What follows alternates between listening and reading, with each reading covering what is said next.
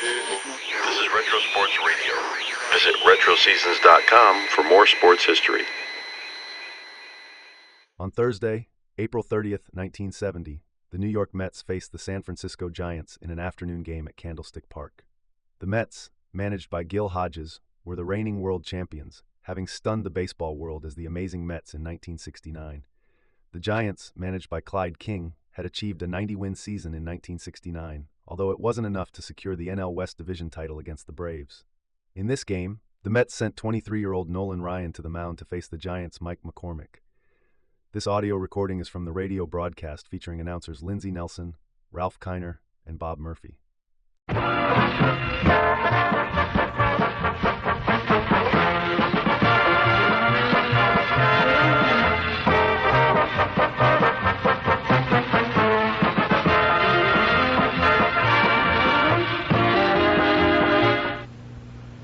Kiner and Bob Murphy at Candlestick Park in San Francisco for the getaway game of a three-game set between the Giants and the New York Mets. Mets won the first game. The Giants came from behind yesterday to even the series at one game each. So this is the rubber game. And after today's game, the Mets will be flying on down to San Diego to open up a weekend set against the San Diego Padres. The Mets will be back at Shea Stadium in New York for their first night game of the season at Shea Stadium on Tuesday night, May 5th. It'll be the Dodgers in for 3 consecutive night games, followed by the Giants and then the Montreal Expos. It's another bright, warm, and sunny afternoon here at Candlestick Park. Starting pitchers for this afternoon's game for the San Francisco Giants is left-hander Mike McCormick, and for the New York Mets, fireballing right-hander Nolan Ryan. We'll be back with the start of today's game in just 1 minute. Having a problem in deciding where to take your group on its next outing? If so, let the Mets Group Sales Department solve it for you. This department is manned by experts in handling both men's and women's groups. These same specialists encourage community and civic organizations, social and fraternal clubs, youth, family, and athletic groups to take in a Mets ball game and enjoy a day at Shea. In addition to providing group ticket sales for a ball game, our representatives will be happy to furnish you with all the details of the beautiful restaurants at Shea Stadium, which are available for parties, large or small, up to 700 persons.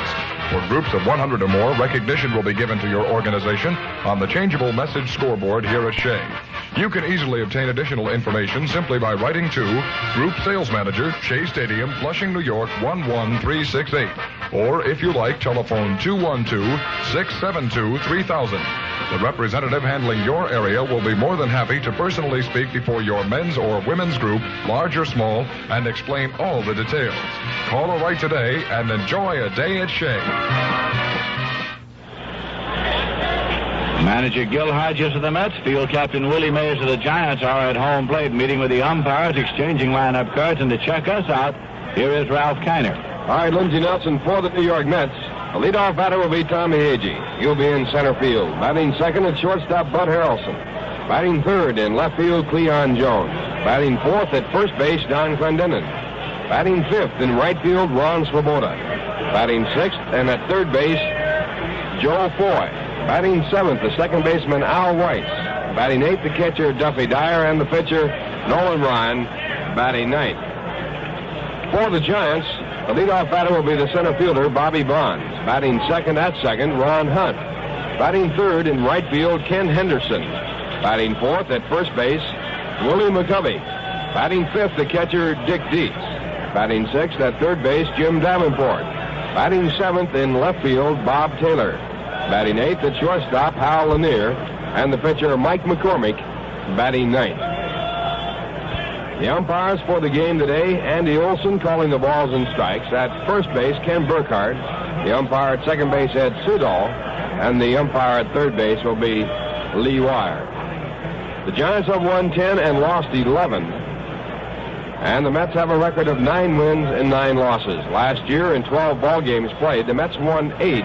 The Giants won 4. And here at Candlestick, they split the 6 games played, 3-3.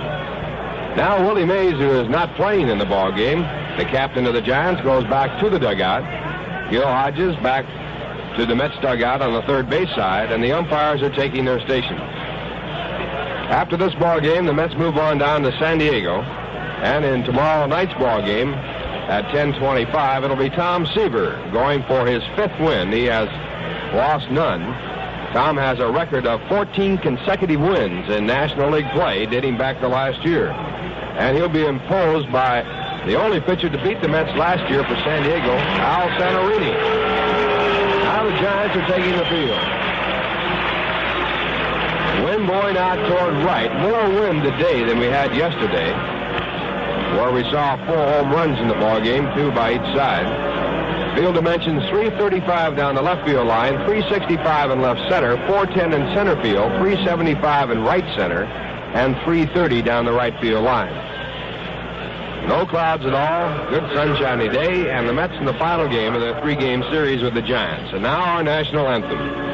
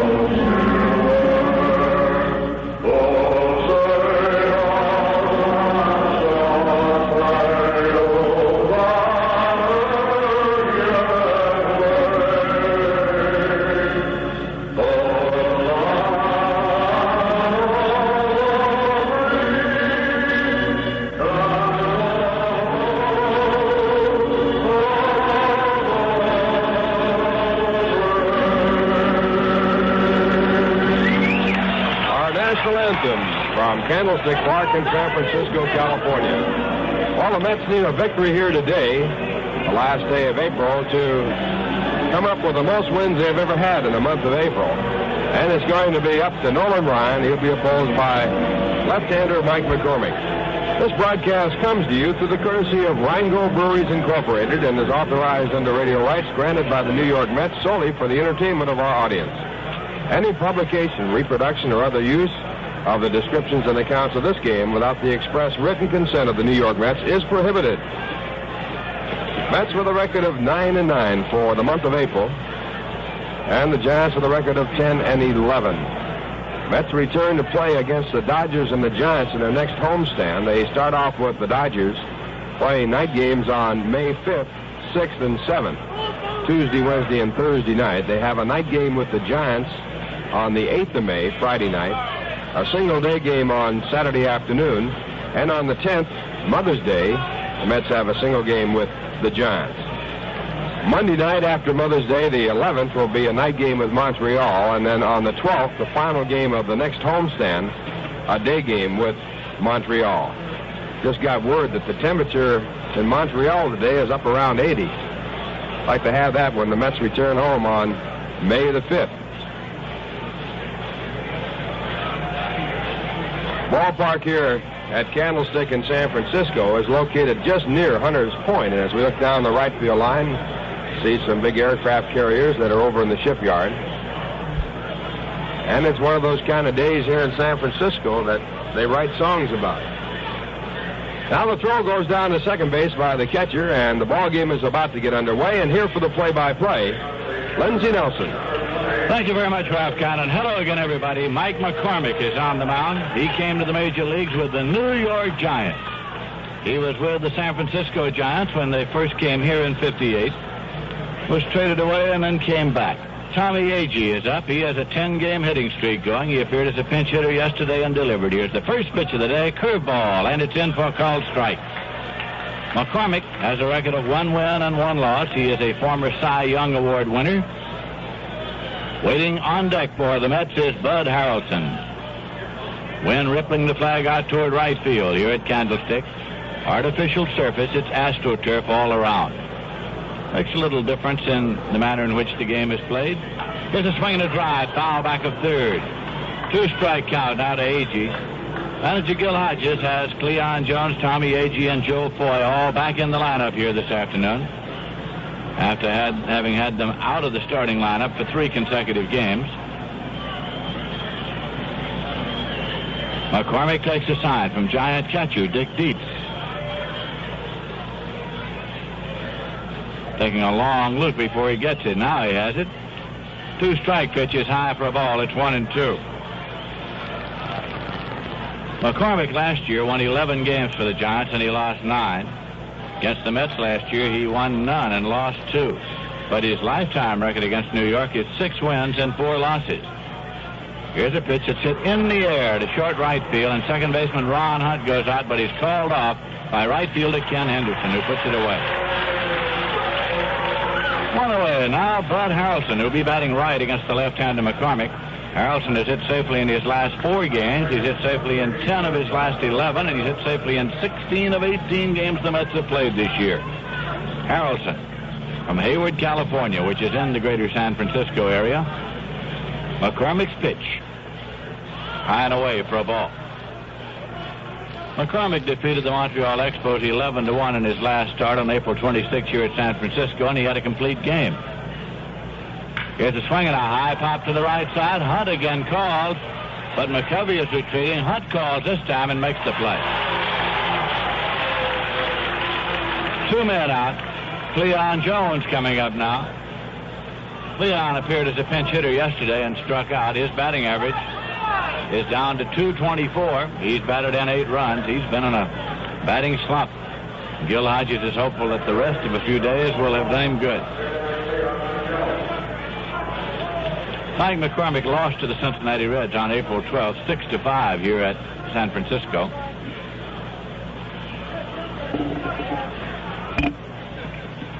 Jones, a right-hand batter. 2 men out, nobody on base, no score. Here's the pitch to Cleon Jones, and it's inside for a ball. The coach at third for the Mets is Eddie Yost, and on the lines down at first, Yogi Berra.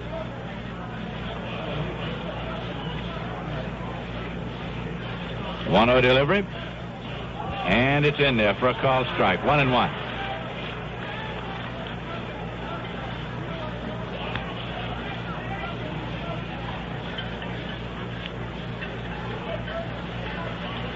There's a breaking pitch that's high. McCormick came up with the New York Giants in 1956. He was with them 56 and 57. The last 2 years the Giants were in New York. Then put in 5 years with the Giants here before being traded away to Baltimore. It's a breaking pitch in for a called strike. Slow curveball. It's 2-2 to Cleon Jones. Clendenon's contact. Then McCormick went from Baltimore to Washington, and from Washington back to San Francisco, back here for the 67 season. Here's a pitch, high and away. And in that 67 season, he won 22 games and lost 10. Chuck Feeney, who was with the Giants and now the president of the National League, claims that as one of his great deals. Well, it certainly paid off for him because McCormick won the Cy Young Award that year. Here's a breaking pitch that's outside, and it's a walk to Cleon. The Mets pick up their first base runner. Jones is on at first, and Donn Clendenon is coming up. Clendenon is hitting .237, but he has 3 home runs and leads the Mets and runs batted in with 11. He had a home run here yesterday that was hit way back up into the seats back there in left.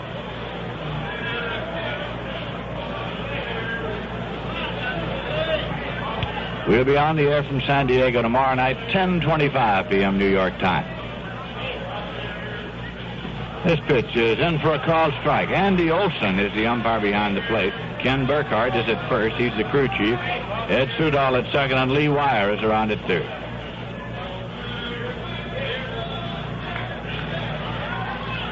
Pitch to Clendenon. Swung on and lined into left field for a base hit. Out in left, Bob Taylor comes up with it, returns it. Jones holds at second. Cleon at second, and Clendenon on at first with a line shot that skidded across the carpet out in left. Now Ron Swoboda is coming up. He's playing right field today. He has a batting average of .250. He's had 4 runs batted in. Swoboda, a right-hand batter.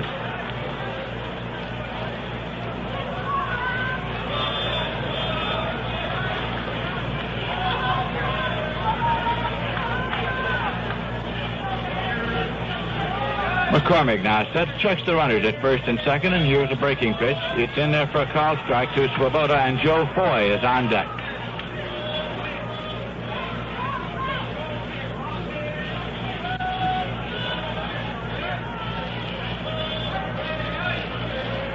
Again, McCormick takes the sign.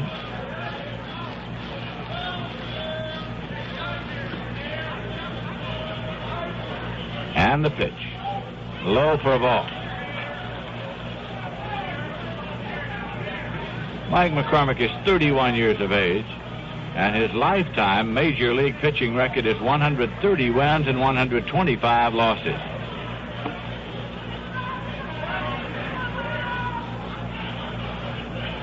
Met runners lead at first and second. This is a 1-1 pitch. Swoboda fouls it off, and it's 1-2. A lot of ladies at the ballpark today. There was a fashion show held here this morning starting at 10:30, attended by some 9,000 ladies. Mrs. Jackie Hunt, the wife of Giant second baseman Ron Hunt, provided the models, who were mostly baseball wives. They used the tops of the two dugouts to show off the fashions. The 1-2 pitch, and it is low for a ball. 2-2 to Ron Swoboda.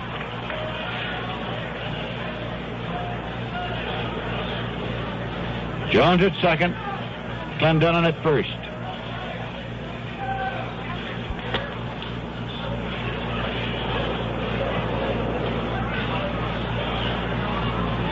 This will be a 2-2 delivery. Swung on and popped up foul back to the plate, and moving over is Dietz and McCovey both, and it falls quickly as Dietz couldn't find it and moved late. McCovey was moving all the while, simply couldn't get to it. The ball hit actually on the AstroTurf over in front of the Giant dugout to the right side of the plate. As Dietz got rid of his mask and looked up, he was shading his eyes trying to find the ball. Couldn't find it. McCovey was coming all the while, but by the time Dietz discovered where it was and started, he couldn't get there either. So it's simply a foul ball out of play and no error charged. 2-2, the count to Swoboda. There are two men out. No score.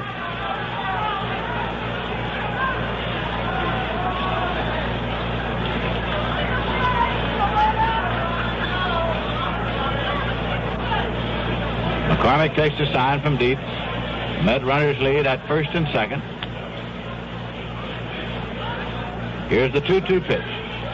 Breaks low and inside. It's out full at 3-2 now to Swoboda, which means that the runners at first and second will be off and winging on the pitch.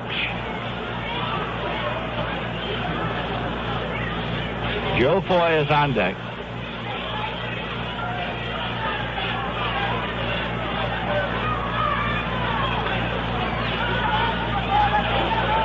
McCormick sets.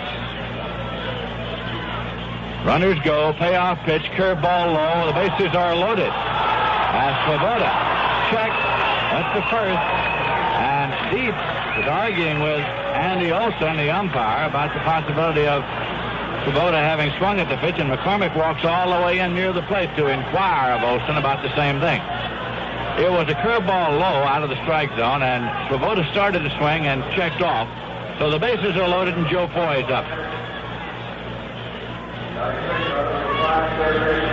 Lindsay, you have to be awfully strong to start a swing like Ron did and stop it as fast as he did. Just in the nick of time. Foy is hitting 169. He has one home run and 6 runs batted in. Right-hand batter with a closed stance. They're loaded up. McCormick works straight away, and the pitch breaks low and inside for a ball. Al Weiss is on deck now. Weiss bats number 7 in this batting order of the New York Mets. We're going to get a little action down in the Giant bullpen area now, here in the very first inning, as the Mets are threatening.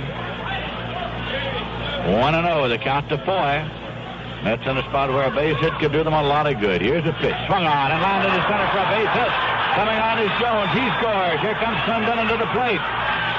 He scores, and Swoboda holds at second. Foy is on it first. Single to center. A line shot. 2 runs batted in. The Mets lead 2-0. Al Weiss is coming up.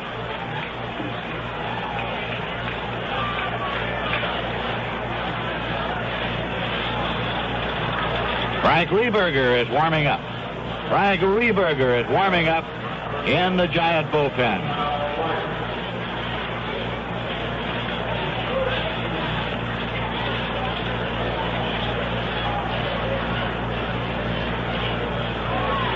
Met runners at first and second, 2 men out. The Mets 2, the Giants nothing. Weiss is hitting .222, and he's had 3 runs batted in. McCormick's pitch in there for a called strike to Weiss. Weiss has had 2 doubles this year. Hit .455 in the World Series to lead the Mets at bat, including a home run in the final game, the 5th game.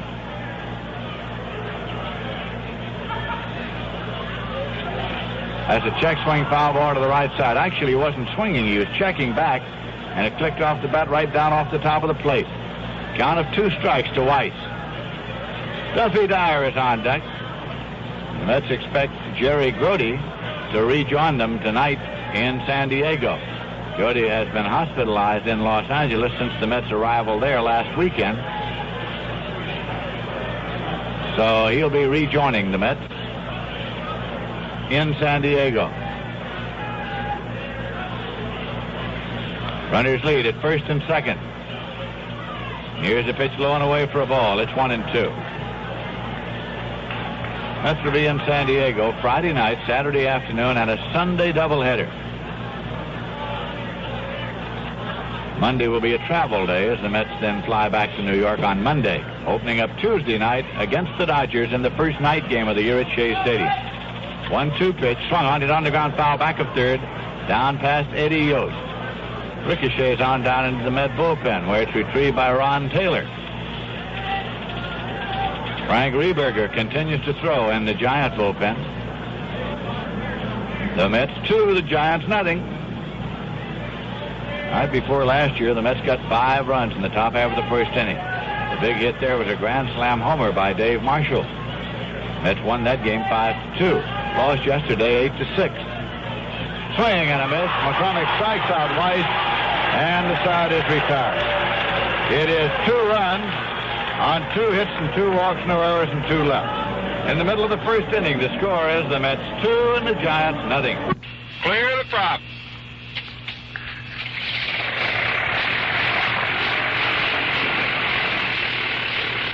Saratoga Unicom, Cessna 51245. Have you ever wanted to learn to fly? That could be you this summer taking a friend for a local Phoenix flight. The Richmore Aviation Flight School at the Saratoga County Airport has 2 full-time flight instructors to give you professional flight training. Richmore Aviation offers flight courses for the private pilot, commercial pilot, instrument rating, and flight instructor. Courses include dual and solo flight time, ground school, FAA and FCC books and supplies. The Richmore Aviation Flight School is an FAA-approved flight school and is located at the Saratoga County Airport 3 miles west of the Performing Arts Center on Geyser Crest Road. In Saratoga and the Tri-Cities, phone 885-5354. Or in Glens Falls, phone 792-9949.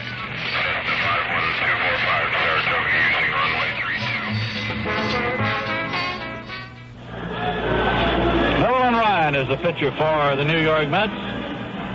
He has won 1 and lost 1, although he's allowed only 3 hits in his last 2 games. Last year he won none, lost none against the Giants. His lifetime record against San Francisco is 1 win and no losses. He's pitched a complete game in both of his starts of the season. Defeated the Phillies 7-0 on April 18th at Shea. He allowed only 1 hit, walked 6 and struck out 15. Lost to the Dodgers 1-0 on April 25th at Los Angeles. On that occasion, he allowed 2 hits and 5 walks and struck out 5. The 3 hits in the 2 games of Ryan have all been singles. Bobby Bonds, playing center field today, is up. Hitting .350, has 4 home runs, one of which he hit yesterday, and 10 runs batted in. Pitch is low for a ball. Last year he struck out 186 times for a new major league record in that department. 1-0 to the right-hand batter. Ryan's pitch. Breaks in there for a called strike. Give him the curveball.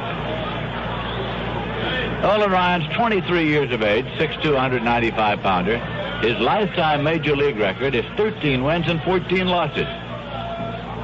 Again, breaks it in there for a called strike. 1-2 to Bonds with Ron Hutt waiting on deck. With the veteran Willie Mays being rested today, Bonds plays center, Henderson moves to right, and Bob Taylor's in left for the Giants. Fastball fouled off. 1-2. The New York Mets with an infield of Donn Clendenon at first, Al Weiss at second, Bud Harrelson at shortstop, and Joe Foy at third. Cleon Jones is in left, Tommie Agee in center, and Ron Swoboda is in right field. 1-2 pitch, swung on and missed. Ryan strikes out Bobby Bonds to open the ball game as far as the Giants are concerned at the plate.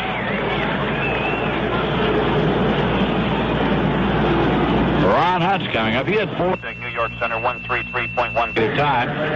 He has an average of 400. He has 2 homers and 11 runs batted in.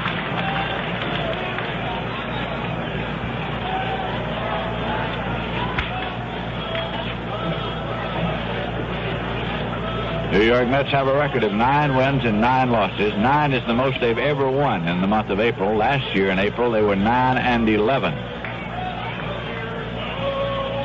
Pitch is high for a ball. 1-0 to Ron Hutt with Ken Henderson on deck. McCovey hitting cleanup. Henderson batting third.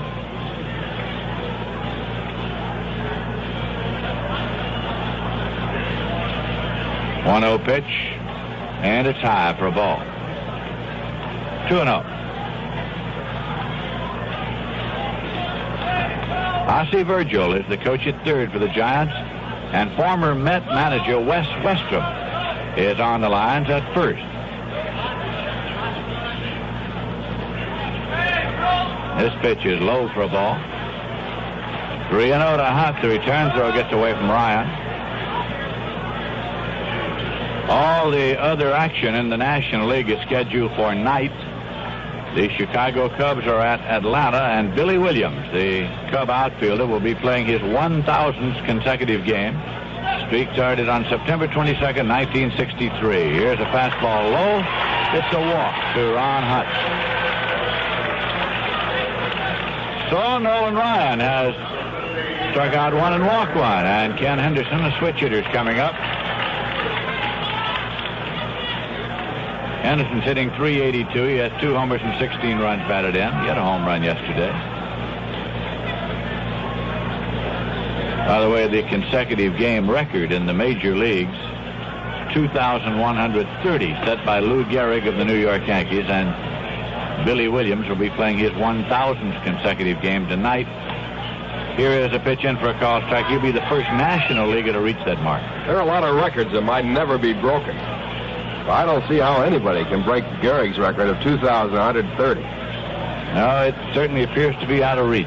Swinging a ground ball is short. Harrelson has it. He goes over for 1, and the throw to first in time. A double play pulled off as Weiss gave it the no-hands treatment coming across the bag on the pivot. Harrelson went a stride in the hole up for the ball. Weiss just came across, flipped on to Clendenon in time to pull off the double play. So it's no runs, no hits, a walk, no errors, and none left. At the end of an inning, the score is the New York Mets 2 and the San Francisco Giants 0. Well, the Mets' 9th annual Old Timers game on Saturday night, July 11th at Shea Stadium will be dedicated to Casey Stengel and his approaching 80th birthday. So a lot of the guests are going to be people who've been associated with and against Casey Stengel during his fabulous career. People like Rube Marquardt and Frankie Frisch, Dave Bancroft, and George High Pockets Kelly, Al Lopez, Tony Cuccinello, and Van Mungo, Joe DiMaggio, Mickey Mantle, Roger Maris, Whitey Ford, and Yogi Berra, Gil Hodges, Richie Ashburn, Al Jackson, Jay Hook, Frank Thomas, Roy Campanella, Carl Erskine, Eddie Sankey, Bobby Thompson, Carl Ferrello, Don Drysdale, Sandy Koufax. Casey will be wearing his number 37 once again. The latest Hall of Famers, Lou Boudreau, Earl Combs, Jess Haynes, Ford Frick. So make your ticket plans now. The date again, Saturday night, July 11th, preceding the regular game between the Mets and the Expos.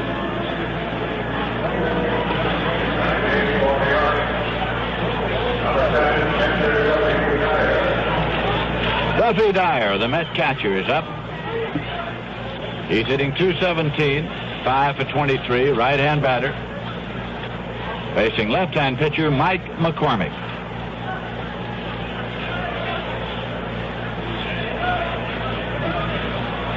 Here's a swing and a fly ball into right center, and Bobby Bonds drifts over and makes the catch. We pause for station identification. This is the New York Mets Baseball Network.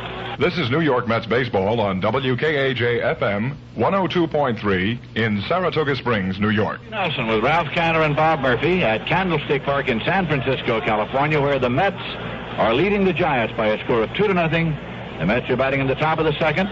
One man out, nobody on base, and Nolan Ryan is up. He's 1 for 7 this year. McCormick's pitch breaks low and inside, a curveball. It's 1-0. Tommie Agee moves up on deck.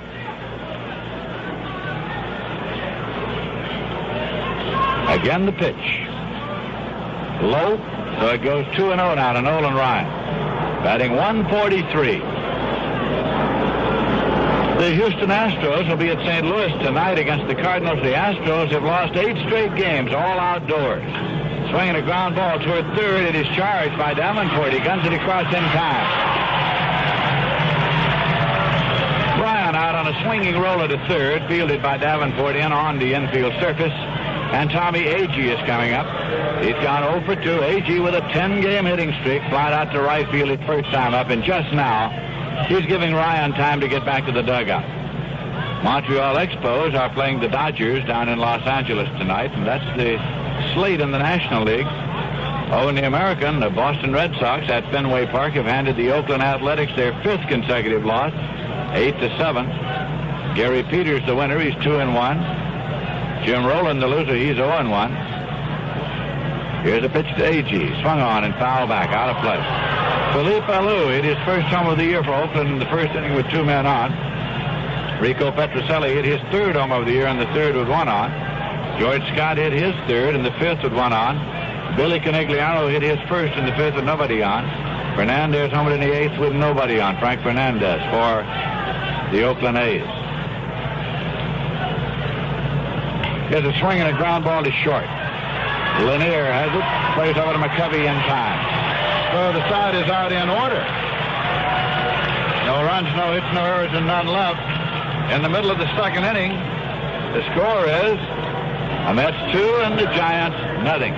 Ted and Doris Raid at Srade's Gardens, just 2 miles out Lake Avenue on the old Schuylerville Road, have a special now on rose bushes for Mets listeners. Jackson and Perkins Red Devil with a suggested retail price of $4.50 for just $2.50. 2 other specials include Laura by Star and Carla by Ball, both with suggested retail prices of $4.95. Sale price for Mets listeners at just $2.50. At Srade's Gardens, all roses are potted and ready to go. In addition to these specials, mention Mets baseball and save 30 to 50% on all other rose bushes. Srade's still has a special on pansies, 12 per market pack, in bloom just 55 cents a market pack. Mention the Mets, buy 6 market packs for just $2.99.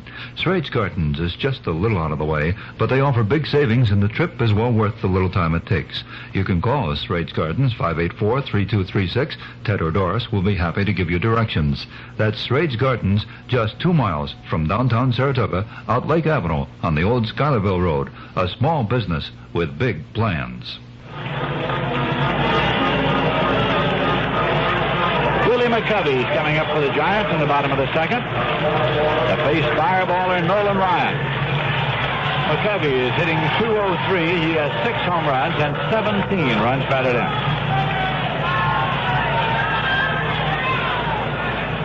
Ryan's fastball is high and away, so it is 1-0. Dick Dietz is on deck. The Mets lead by a score of 2-0. Joe Foy singled in 2 runs in the first inning.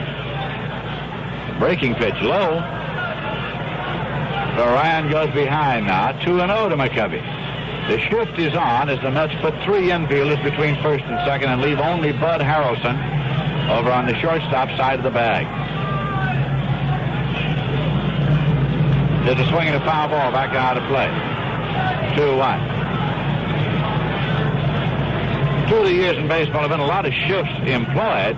However, in many cases, managers have chosen not to go with the shift with base runners on. Gil Hodges has been going with the same shift even with runners at first and second. Those shifts take a lot of base hits away, Lindsey. I had one that was always pulled on me with a second baseman on the shortstop side. Well, here's a fly ball that may go for extra bases into left field, but it's a foul ball by about 1.5 feet. As McCovey went to the opposite field, lofted a pop down the left field line. Harrelson was racing to try to get to it. Jones, who was swung over and left, was trying to get there. Nobody could have got it, but it was a foul ball. So it's 2-2.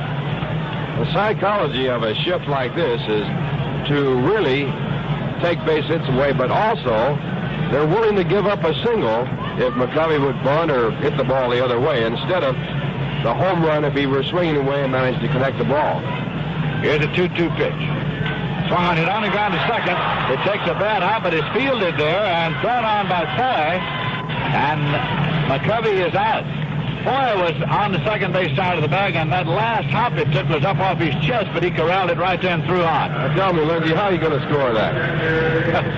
Well, I tell you, by position, it's a difficult thing. If you score it by personnel, he is the third baseman, no matter where he plays, and so the official score says 5-3. If he plays in center field, he's still the third baseman. One away, Dick Dietz is up. And the pitch is in for a called strike. I think that's one factor of the game that Abner Doubleday didn't consider when he supposedly invented baseball. Did you ever discuss it with him? No, but Cartwright had some pretty good theories on it. Here's a swing and a fly ball down the right field corner. If it stays fair, it's a foul ball. Again, that one's way down the right field corner, but foul. Hey, why don't you stop in at your local Chevron Island and fill her up with Chevron Supreme Gasoline, the power pack fuel that's made for today's driving.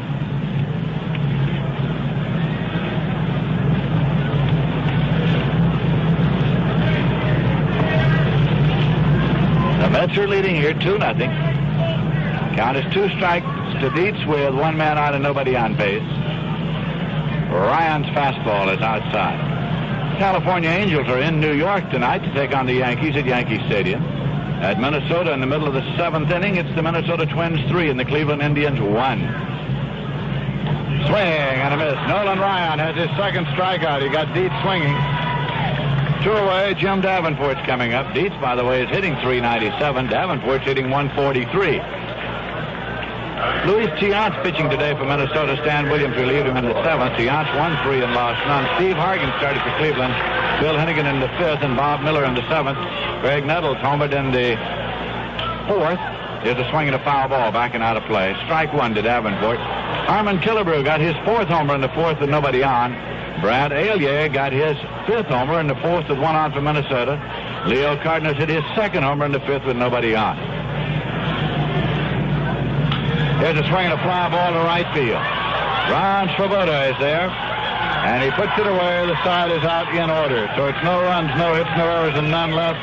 At the end of 2 innings of play, the score is the New York Mets 2 and the San Francisco Giants 0. Walton Sport Shop is proud to handle the best possible line of equipment for the fishermen, including the Cortland Pro 444 lines. And, of course, handles other top brands like the Orvis fly rods. The zing, the toughness, and the feel of bamboo is yours to enjoy in the Bat and Kill fly rods by Orvis. These bamboo rods are impregnated with a Bakelite resin clear into the core, making the Orvis bamboo rod the toughest rod a man can own. And you can choose from 8 different rods for delicate presentation of tiny flies and nymphs to trout, for all-purpose, all-around fly rodding, for big water steelheading, salmon fishing, saltwater bone fishing, or for bass bugging specialists. Remember, at Walton's, we always carry a complete line of fishing equipment. That's Walton Sport Shop, Lake Avenue in Saratoga, where sportsmen cater to sportsmen. Here at Candlestick Park on a sunny afternoon in San Francisco, the Mets are leading the Giants 2-0 as they come up in the top of the 3rd. And here for the play-by-play, Ralph Kiner. Thank you, Lindsey Dawson, and hi, everyone. And Bud Harrelson will lead off with the Mets here in the 3rd. Bud popped up to the second baseman, Ron Hunt, his first time up. His average at .310 for the season, 1 home run, 6 runs batted in. Right-hand batter against the left-hander, Mike McCormick. Mike with a various assortment of slow curveballs, and he starts off with a curve, and it's popped up in foul territory. The third baseman, Jim Davenport, over near the Mets dugout, and he makes the catch. So McCormick, who worked the second inning 1, 2, 3, and very quickly, picks up an out here in the third on one pitch, and it brings up Cleon Jones. Cleon worked out a walk his first time up at a 3-2 pitch. Moved down to second base in a single by Donn Clendenon.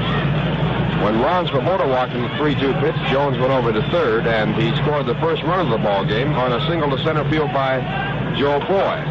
Mets also got a run in when Donn Clendenon crossed from second base on the single by Foy. Mets leading 2-0, 1 away, top of the third. And Cleon takes the first pitch for a called strike. Cleon, his first time up, was taking all the way. He wants to look at the ball. He feels he is not comfortable at the plate, and he has been taking the first pitches. Now a curve back that's in the dirt, and the count 1 ball and 1 strike. Cleon hitting .224 with no home runs. He has 8 runs batted in with 3 doubles and 1 triple. Cleon got off to a fast start, and he has not been hitting lately. Now a pitch back, foul back, and it's 1-2. Tommie Agee, along with Cleon Jones in the batting slump, despite the fact that Tommie has hit in 10 consecutive games, but he has not been hitting the ball hard. Yesterday, he kept that streak going as a pinch hitter and did hit a hard single to left in the 9th inning. 1 ball, 2 strikes. McCormick back. And a fly ball to center field. Bobby Bonds moves back, gets under the ball, makes the catch. 2 men away, and that brings up Donn Clendenon.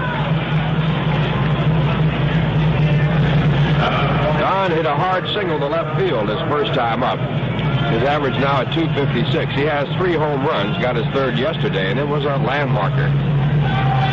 He has driven in 11 runs. That leads the club. And the first pitch by McCormick is swung on and missed, strike 1. McCormick throws a screwball along with his breaking pitches.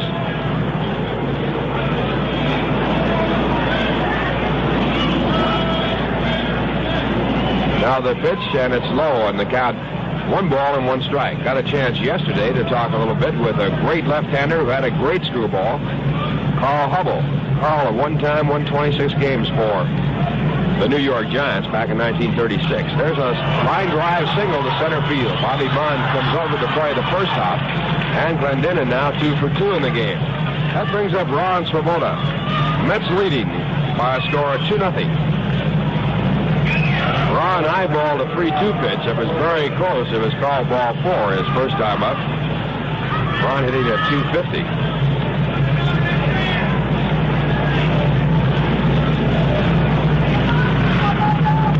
The Giant club record for most wins by a pitcher, Christy Mathewson.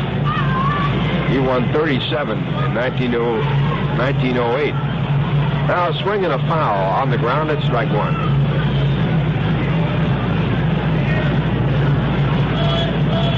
Carl Hubble at one time won 24 ball games in succession over a period of 2 years. 16 in 1936 and 8 in 1937 before he lost one. Now a slow curveball grounded out in the hole, coming over the shortstop. Lanier, the long throw to first base is in time. The out is made. Good play by Hal Lanier, the shortstop. No runs, 1 hit, no errors. A man left at first, and the score in the middle of the third. The Mets 2, San Francisco Giants nothing. If you're shopping around for a new car, and you certainly have a wonderful selection to choose from this year, wouldn't it be nice to know you have the cash to pay for it? You can, and probably cut the cost of automobile financing at the same time, with a low-cost, direct new car loan from Ballston Spa National Bank. Arranging for your new car money in advance, direct from the folks at Ballston Spa National, not only saves you money on the loan, but provides the cash to pay any dealer you decide to do business with. There's an office of Ballston Spa National Bank in Burnt Hills, right on Route 50, as well as the main office in Ballston Spa. And you can phone ahead if you like For details and monthly payment figures on the exact amount of cash you'll need for your new car, call 885-6711, Ballston Spa National Bank, about a money-saving direct new car loan. 885-6711, Ballston Spa National Bank, the bank that saves you money. Might be a great place to do all your banking.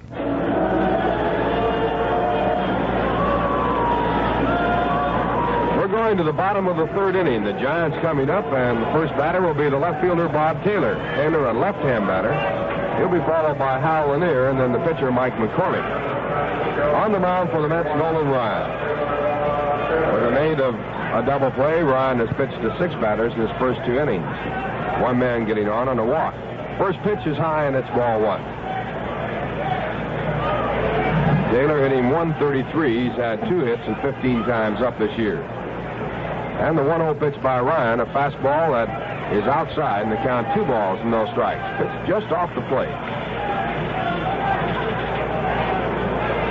Ryan has struck out 2 in 2 innings. His high for a ball game, 15.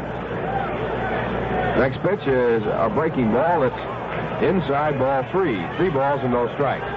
That set a club record, the 15 strikeouts, but it was broken by Tom Seaver, who struck out 19 against San Diego.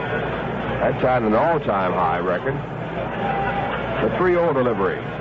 It's high, ball 4. Now Nolan Ryan has walked Taylor on 4 pitches. His other walk also was on 4 pitches to Ron Hunt.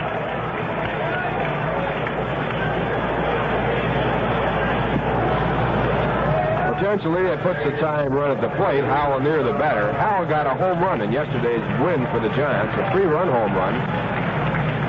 He had not hit a home run since 1966 in the major leagues until this year, and his home run yesterday was his second for this season. Has a lifetime total of 7, and he takes the first pitch, a called strike. Lanier batting 176. He has 4 runs batted in. Talking about Carl Hubbell's consecutive wins over a period of 2 seasons of 24, Tom Seaver has won his last 14 for the Mets. 4 of them this year. Swinging a foul back off a fastball, and the count at strike 2. Tom will be going in tomorrow's game at San Diego. We'll be on the air at 10:25 for that one. Al Santorini will be pitching for San Diego. He has a win over the Mets, the only one that San Diego had over the Mets last year. Mets defeated them 11 out of 12. Next pitch is fouled off. Again, the fastball, and the count stays at strike 2. Longest game ever played as a matter of time between the Mets and the Giants. 7 hours, 23 minutes, 23 innings. May 31st, 1964. Tomorrow, we go into the month of May. Now again, a swing and a miss, and the ball fouled off.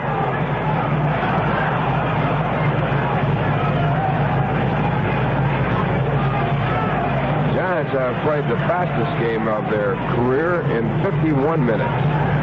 9-inning ball game against Philadelphia on September 28, 1919. 51 minutes. Now again, it's Ryan back, and a curveball hit in the air over the head of the second baseman. Now wide the base hit. And Lanier becomes the 4th man to get a base hit against Ryan this year. Ryan had gone through his first 2 starts, giving up only 3 hits. That brings up Mike McCormick, who is a good hitting pitcher. He has had 7 home runs in his major league career. We have to guard against him. At this point, he'll be batting with no one out and the tie run at first, so we'll be looking for a possible sacrifice.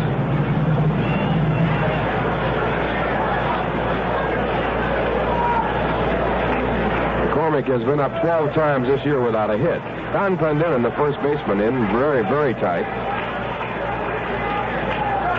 Hard to bunt on this artificial surface. There's a chopper bounced out to Ryan. He'll have to wait for it to come down. He does. Throws to first base to Rice covering there, and the sacrifice is effective.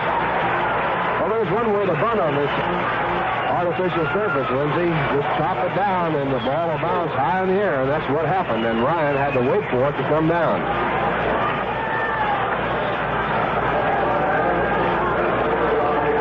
time run moves down to second base in scoring position with Bob Tender on ahead at third. And the batter, Bobby Bonds, who was struck out his first time up.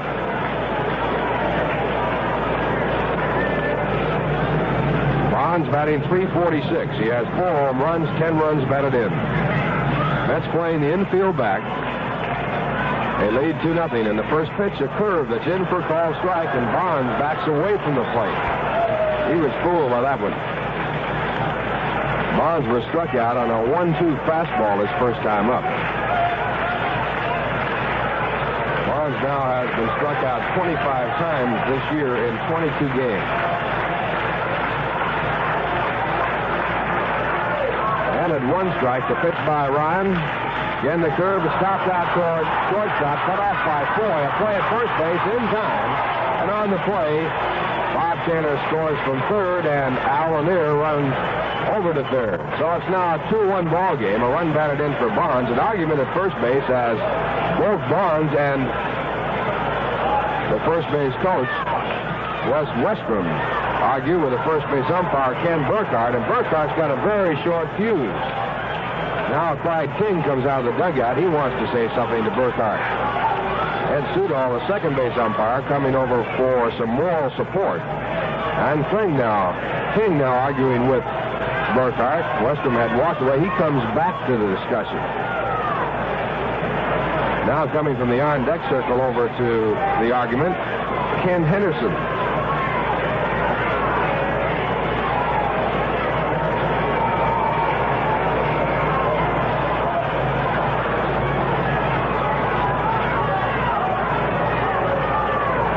Now finally, Westrom walks away. King still stays there. Barnes is going back to the dugout. King is the kind of a man who will argue very quietly. He's not very strong in his talking personality. He's very persistent, though. He's still there with the argument.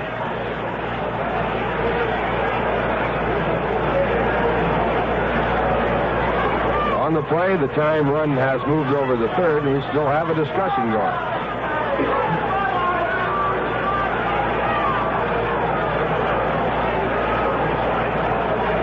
After 6 innings of play, the White Sox lead Baltimore 4-2. The White Sox with 4 runs in the bottom of the 6th inning, knocking Tom Phoebus out. King is still there, arguing. Started to walk away, came back. Now he goes away. Harden is now pitching for Baltimore in place of Phoebus. Tommy John, who has lost 5, won none, to start in the ballgame for the White Sox. Milwaukee scheduled at Washington for a night game. Detroit against Kansas City for a night game. Kansas City has lost 7 in a row. At the end of 7, Minnesota 3, Cleveland 1. Now order has been restored and we're set to go. 2 men away, the batter Ron Hunt. Ron walked on 4 pitches in his first time up. Mets have been unable to get him out. He was on every time yesterday. And the first pitch is outside a ball.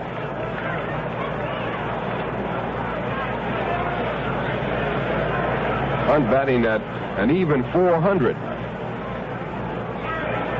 He has had 3 game-winning hits for the Giants. The 1-0 pitch by Ryan, a curveball that is in for a called strike. Ron Hunt moved away from the pitch. He stands right on top of the plate, which would make it difficult for him on the inside pitch. Now Ryan into the windup, and time is called. Hunt stepping out of the batter's box.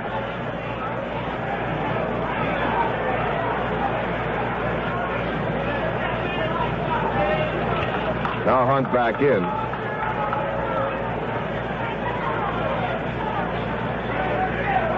And at 1-1, the pitch by Ryan is a fastball that is low, and it's 2 balls and 1 strike.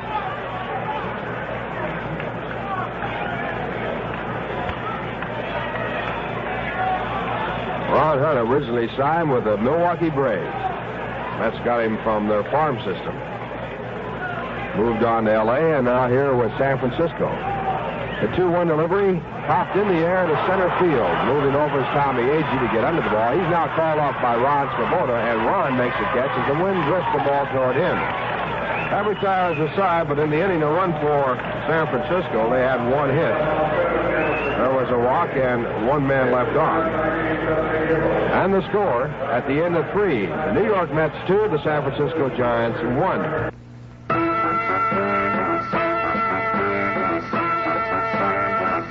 All roads lead to Carmody Ford and Mercury at the junction of routes 29 and 40 in busy Greenwich. Come to Carmody Carland and see their big selection of Fords in stock.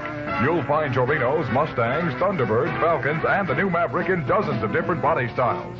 Remember, you can't say Carmody without saying car. And for the best deal on a car, see Bill Rowe, Joe Zostak, or Jack Carmody. A good bunch of guys to do business with at Carmody Ford. Before you buy, check the Carmody deal. You'll like doing business at Carmody. Their overhead is low, and at Carmody Ford, everybody works to serve their customers. There are no padded payrolls. Every dollar you pay goes into automobile value. Take the pleasant drive to Greenwich. It's only minutes to Carmody, your country Ford dealer. For the best deal on a car, see the men at Carmody Ford and Mercury. You can't say Carmody without saying car, and the best deal on a car is at Carmody Ford and Mercury at the junction of routes 29 and 40 in busy Greenwich. We're going to the top of the 4th inning. The Mets leading 2-1 after 3. Nolan Ryan dueling with Mike McCormick. And the first batter for the Mets will be Joe Foy, who drove in 2 Met runs in the first inning with a single to center field. Mets have had 2 runs on 3 hits. Donn Clendenon picking up 2 hits along with Joe Foy. The Giants have 1 run on 1 hit. Base hit by Hal Lanier. And now Joe Foy, the batter. Joe, a right-hand batter, and the first pitch is a screwball that's over for a called strike. Foy hitting 183, now has 7, make it 8 runs batted in. He's had 1 home run. And McCormick, a left-hander, and the 1-strike delivery is a curveball inside. So he breaks one the other way, and the count evens at 1 ball and 1 strike. McCormick with a record of 1-1 this year.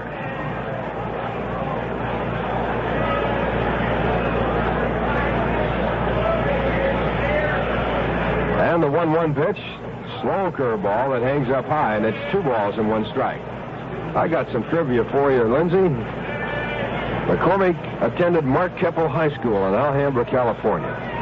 Oh, Chamber Commerce. 2-1 and the pitch. Hit hard in the hole and on through into left field as Lanier dives for it. He cannot come up with it. So Foy is 2 for 2 along with Donn Clendenon. The Mets now have 4 hits. And it brings up Al White. Al was struck out his first time up. Mets leading by a 2-1 margin with no one out. We're in the top of the 4th.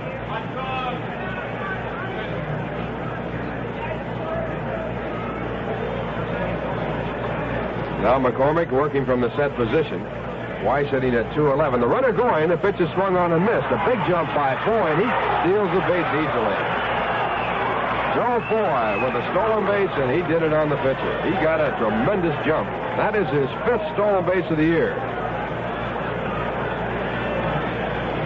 Foy now has 5 out of 7 for the Mets, and he is in scoring position. Al Weiss protected him as he swung at the pitch. 1 strike count. Foy last year had 37 stolen bases for Kansas City.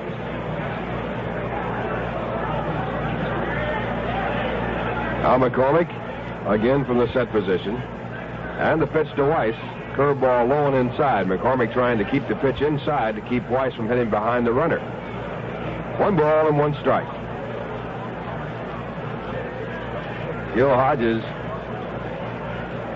believes that one of the most important plays in baseball is when a batter gives himself up and hits a ground ball toward the second baseman. In a situation like this, no one out, a runner at second base. Now the pitch. It is again the low inside curveball, too low for ball 2. 2 balls and 1 strike.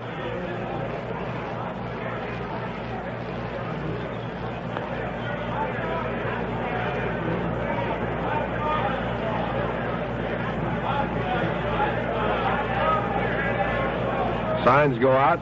McCormick working very slowly. Sets up again. And the 2-1 pitch. It is low at the knees, a called strike 2, and the count 2 balls and 2 strikes. McCormick coming back with a fastball knee high.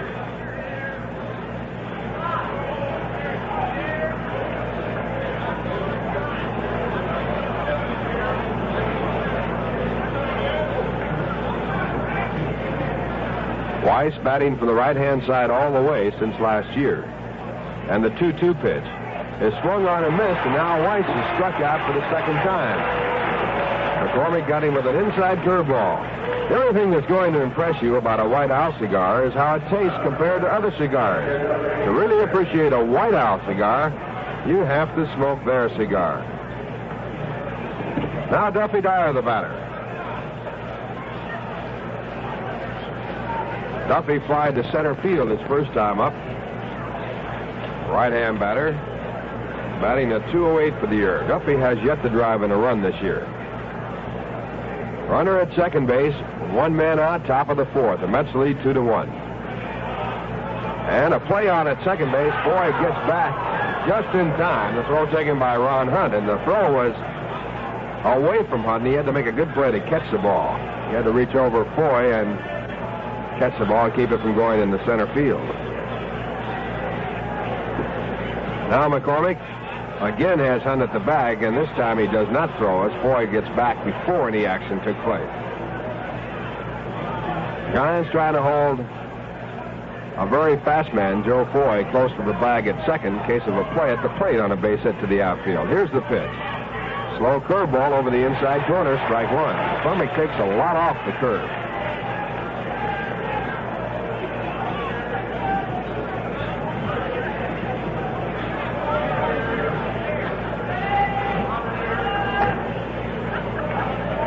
One strikeout. McCormick now sets up. And the play, Foy is stealing. It is inside. The throw to third is not in time. And Joe Foy has stolen his second base of the inning. That is number 6 for Joe Foy this season. He got again a big jump. So now the Giants will probably set their infield in, which gives Duffy Dyer a much better chance to hit with 1 man out here in the top of the 4th.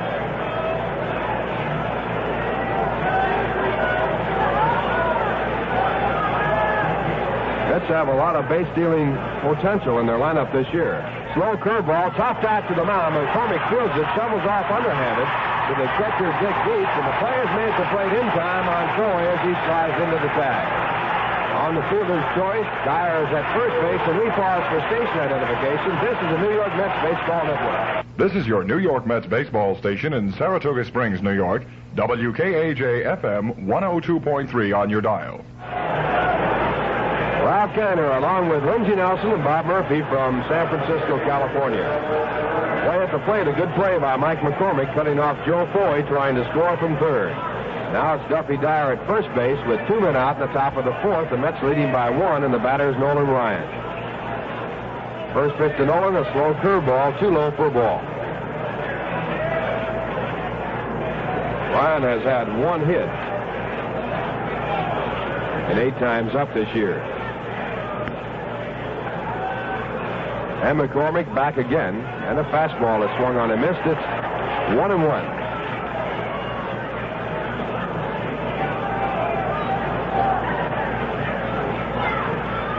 One ball, 1 strike. Dyer not being held on at first base as Willie McCovey plays behind him. Next pitch is hit hard down to the shortstop. O'Leary makes a 1-hand grab, races to the bag at second for the force play, taking a base hit away from Ryan and concluding the inning. No runs, 1 hit. No errors, a man left at first. And the score in the middle of the 4th inning. The New York Mets 2, the San Francisco Giants 1. I am going on a long journey. I will be following the springs. It is high time that I was searching for the natural things. When something's good and natural, you can't rush it. You leave it alone to age. And that's how we make a natural beer.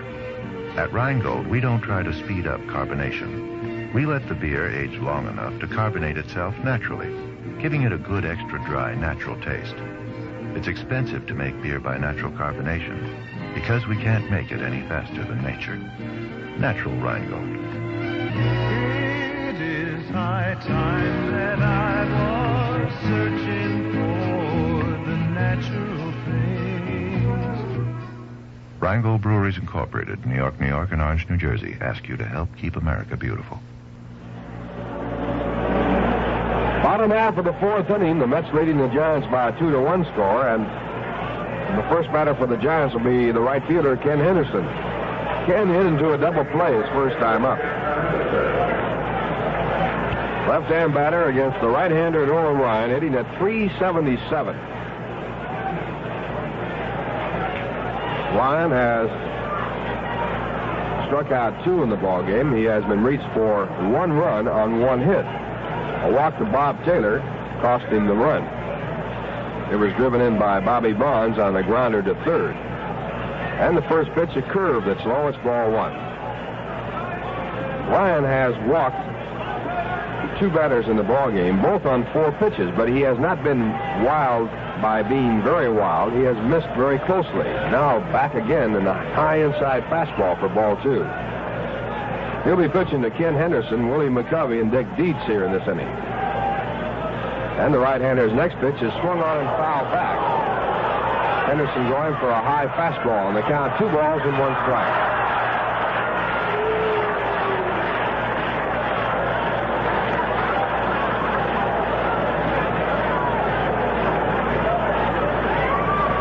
And the next delivery is fouled back against the screen. Again, the fastball. It's 2-2. Ryan with a record of 1 win and 1 loss, in spite of the fact that in his first 2 decisions, going all the way, he gave up only 3 hits.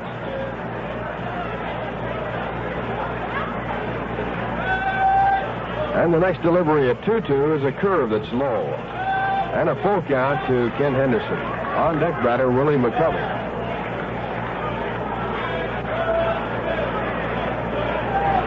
Big pitch coming up here for Ryan. He takes the windup and delivers.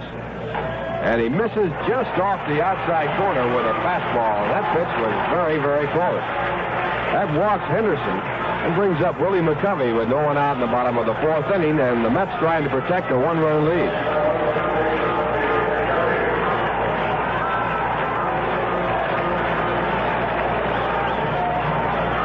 McCovey with a shift on grounded to Joe Foy, the 3rd baseman, and he was playing in the normal second baseman's position. Al Weitz, the second baseman, is in shallow right field. And the first pitch to McCovey is a curveball too low for a ball.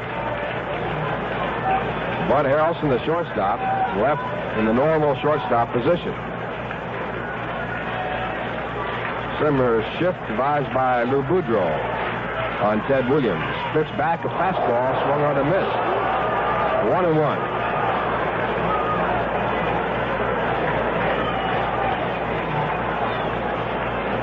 One ball, 1 strike. Covey had a big swing, as you could probably hear from the fans. Now the pitch. Curveball, and again a swing and a miss. Good pitch by Ryan. He had McCovey fooled, and the count 1-2.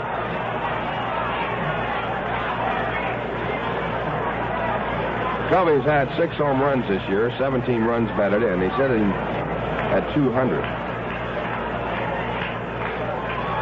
And Ryan's next delivery, a fastball right through the middle of the plate. McCovey stepped out of the batter's box as some dust blew by, and the Mets are contending time was not called. And here comes Gil Hodges out to argue. The umpire has to call time, and the batter cannot get it unless the umpire agrees to give it to him. And you'd have to believe from the way Duffy Dyer and Ryan acted that the umpire did not call time. He just gave the pitch to Willie McCovey. And that's what Gil Hodges is contending. Pitch was right down the middle, a fastball. And McCovey stepped out of the batter's box while Ryan was in the act of delivering because of the dust that flew by. So we have our second argument of the day. The first was lost by the Giants on a play at first base, and now it's Gil Hodges saying he wants McCovey struck out. as technically time was not called. Now Ken Burkhart, the first base umpire, is taking up the argument. All four umpires are at home plate trying to help out Andy Olson, who had a decision reversed by his fellow umpires in Los Angeles.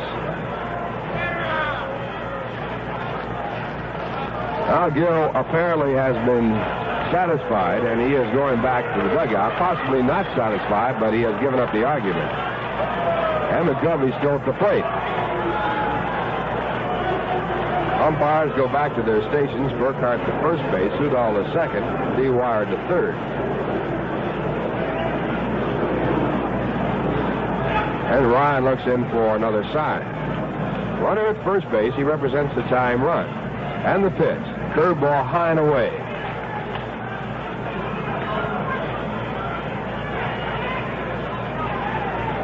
Duffy Dyer down to send out the sign.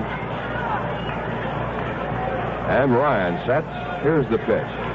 Fastball grounded toward Foy, the second baseman. Foy charges. He has no play at second base. Picks up the out at first. There's no one at third. And going over is Ryan to cover. And the throw is perfect by Donn Clendenon. And Ryan takes the throw and makes the tag. Naturally, with the shift on, Harrelson, the shortstop, was over covering second base. If Foy had time to throw there was nobody at third. Foy, of course, the third baseman playing at the second baseman's position, the second baseman playing in right field. And so Henderson thought he could make it over to third. Ryan, the pitcher, coming from the pitcher's mound, beat him to the bag in a perfect throw by Donn Clendenon, as just about everybody was running toward third base. You don't see too many 5-3-1 double plays. So that's right. It's a 5-3-1 double play. And the Giants lose a base runner from scoring position on the gamble. And now the batter will be the catcher, Dick Dietz, and he takes the first pitch low. It's ball one.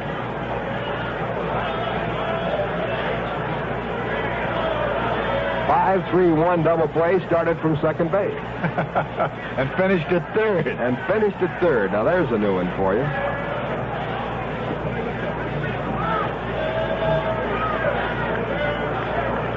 That's the second double play for the Mets in the game.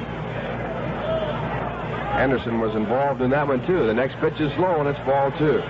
Dietz was struck out his first time up on a fastball. He's batting .391 for the year with 6 home runs and 21 runs batted in. The 2-0 pitch. It's in the dirt, curveball missing, and the count 3 balls, no strikes.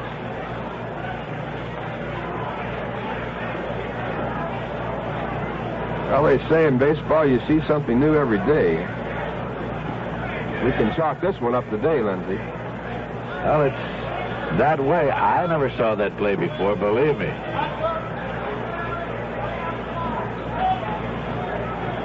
Three balls, no strikes. Ryan into the windup, and the pitch to Dietz.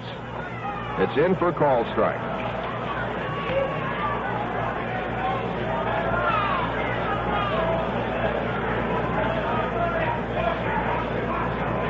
Now at 3-1, the pitch back is high, and it's ball 4. And Ryan has walked his second batter of this inning, and his 4th in the ball game. So again, the tying run is at first base, and the batter this time is Jim Davenport. Jim on a fastball right out to right field his first time up.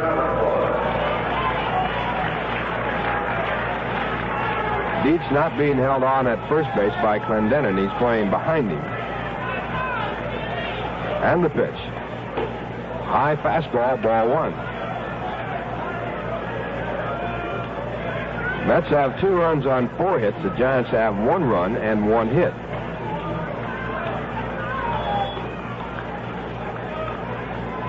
And Nolan Ryan, the young fireballer, working to Jim Davenport. And the next pitch is high. Davenport was starting the swing and then held off. It's 2 balls and no strikes. The other day, Wes Parker was asked if Ryan was the fastest pitcher in the league, and he said, no one throws harder. The 2-0 pitch. And a curveball that's inside, and the count now 3-0. In Ryan's loss to the Dodgers, in which he gave up 2 hits, the start of this road trip, he was throwing his curveball when he was behind and getting the curveball over. Today, he has not been able to do that. course, that would be a mark of an outstanding pitcher. And at 3-0, the pitch. It's in for a called strike, and it's 3-1. On deck batter, a left fielder, Bob Taylor. Now at 3-1. Pitch is swung on and missed, and a full count, 3-2. Runner at first base, Dick Dietz, will be running. Infield notified of that. Here's the 3-2 pitch, the runner going, and it's fouled off. The count remains at 3-2, and Dietz goes back to first.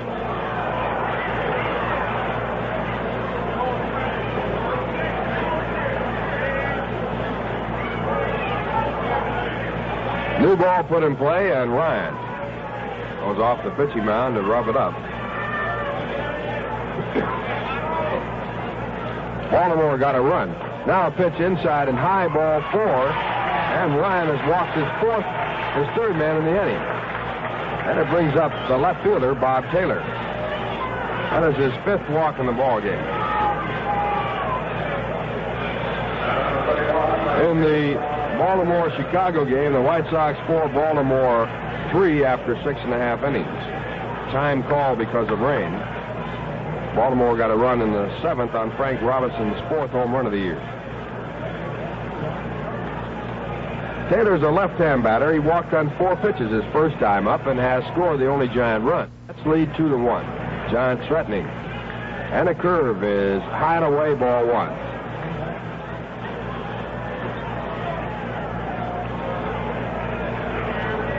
Rube Walker, the pitching coach of the Mets, now trotting out to the mound.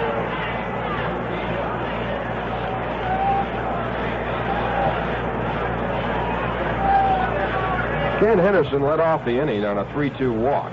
Willie McCovey was next, and with the shift on, Willie grounded to Joe Foy, the third baseman, playing in the second baseman's position with the second baseman in shallow right field. Foy had no play on Henderson at second base on the slow ground ball by McCovey. He threw over to first base, and McCovey was out. There was no one covering third, and Henderson, trying to go to third, was out when Clendenon threw to Ryan, who finally covered the bag.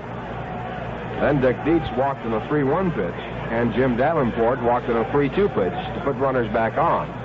Now the pitch to Taylor, it's way inside and low, and it's ball 2. 2 balls, no strikes.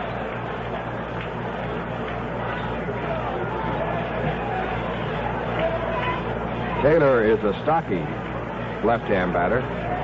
Small strike zone. The 2-0 pitch. Swung on and missed. And it's 2-1. Taylor batting 133. 2 hits and 15 times up.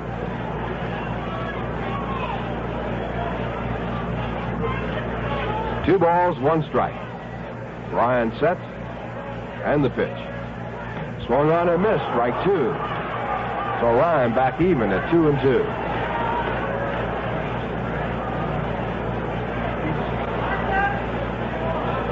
Been a long inning with all the walks. Ryan sets, checks at second base, and the pitch to the plate. It is just low, and that pitch was close. That fills the count. So the runners will be going, 2 men away. The count 3-2 on Bob Taylor, the on-deck batter, Hal Lanier.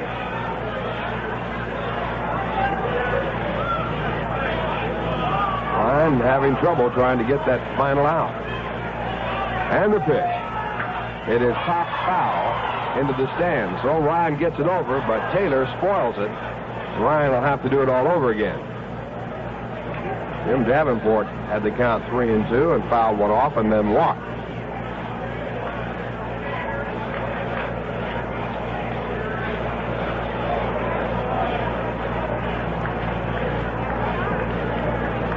Signs go out. Ryan sets up. The runners go. The pitch swung on and missed, and Ryan strikes out Bob Taylor to end the inning. That's his 3rd strikeout in the inning. No runs, no hits, no errors, 3 walks, and 2 men left on.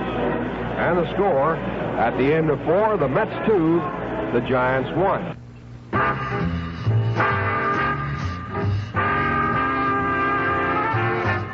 Well, Mets fans, we're into another season, and we hope a really great one for your ball club. Friendly Freddy is also going into another season of car washing, a really great one for his club. Friendly Freddy's is the only fully automatic car wash in Saratoga Springs. Their motto is, nothing for you to do but sit back and relax.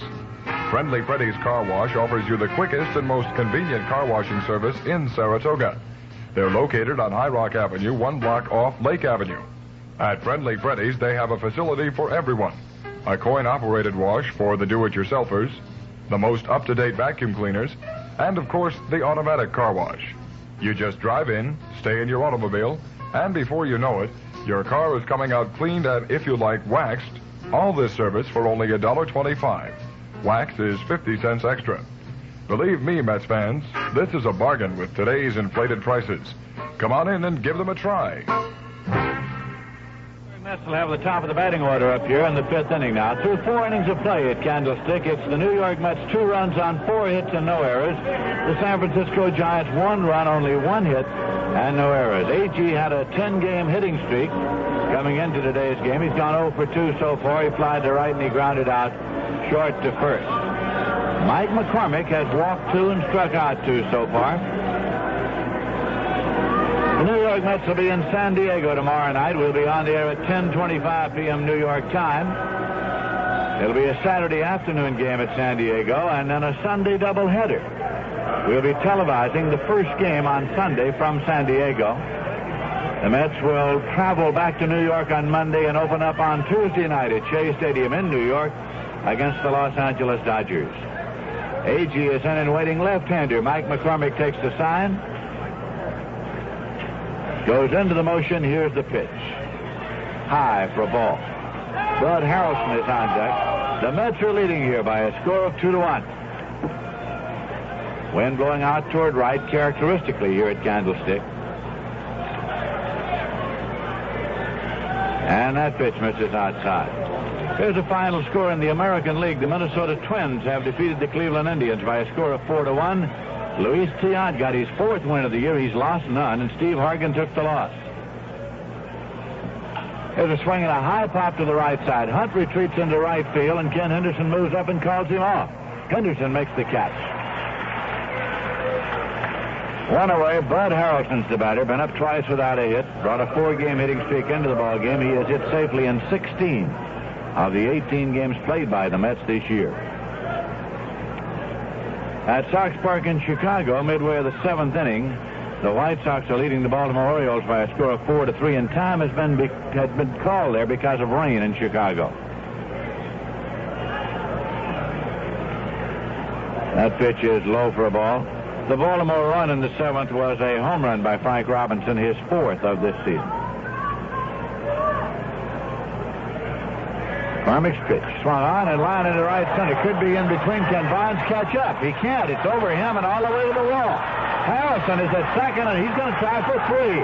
Bud Harrelson going on in standing at third with a triple, and it is his 4th triple of this season. A power blast for the little man who found some power somewhere this year, and he's been delivering it. Harrelson tripling with 1 man out. It was to right center. And Bobby Bonds, who has a world of speed, started over. Couldn't catch up because it was beyond him. Now, Cleon Jones is coming up as the Giants have to play the infield in. Cleon has walked and flied to center so far. The Mets leading by a score of 2-1 and making a bid here to get another run in. Harrelson at third with 1 man out.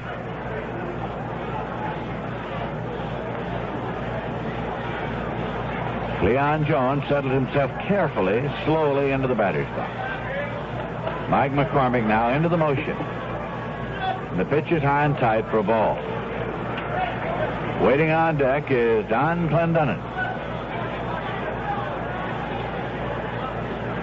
Frank Reberger is up and throwing again in the bullpen for the San Francisco Giants. He's the right-hander they got from San Diego. This pitch misses inside. McCormick goes behind 2-0 to Cleon Jones. He's walked 2 and he's struck out 2 in this ballgame. Mets have 5 hits and the Giants have 1. Infield in. Harrelson leading down the line from third. Jones steps back for a moment.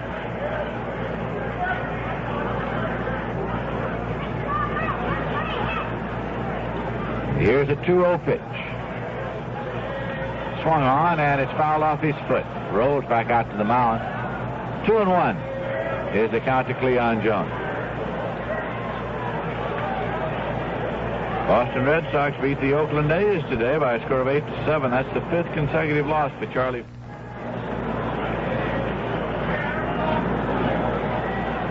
No other action going in the afternoon in the National League. There are 3 games in the National League tonight. Cubs are at Atlanta. There's a swing and a drive down the left field line. A foul ball going into the Met bullpen. Ripped down there off the bat of Jones. That evens the count at 2-2. Houston Astros are at St. Louis tonight. The Montreal Expos are at Los Angeles.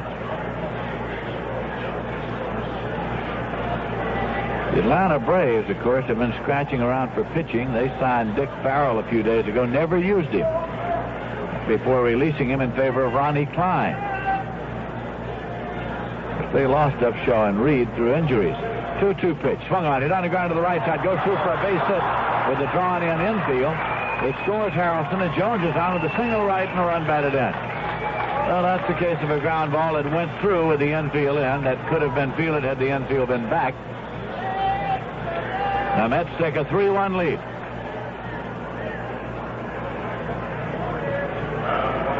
Donn Clendenon is 2 for 2 here in this game.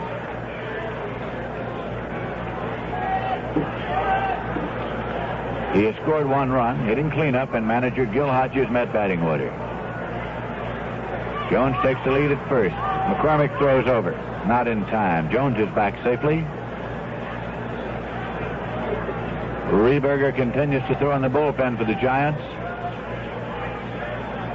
Again, a throw to first, and Jones is back safely. Foy stole 2 bases in the 4th inning. Stole second, stole third. So McCormick's trying to keep a short halter on Jones. He's running, and the pitch is swung on and popped up foul out of play down right field way. Goes into the seats. Jones comes back. Gil Hodges puts on a lot of must-run plays, as this year, since he has speed on the ball club, meaning the runner takes off, and it's up to the discretion of the batter. Sometimes called a run and hit, as opposed to a hit and run where the batter should protect the runner. Throw to first, not in time.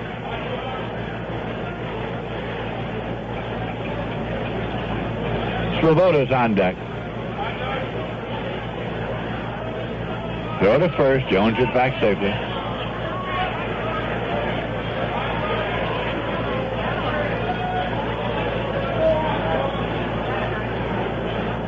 This will be a strike 1 delivery.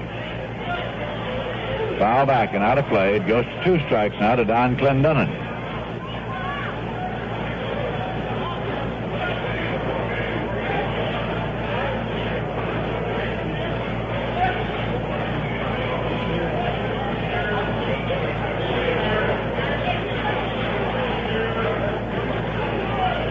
Jones leads at first. McCovey holds against him there.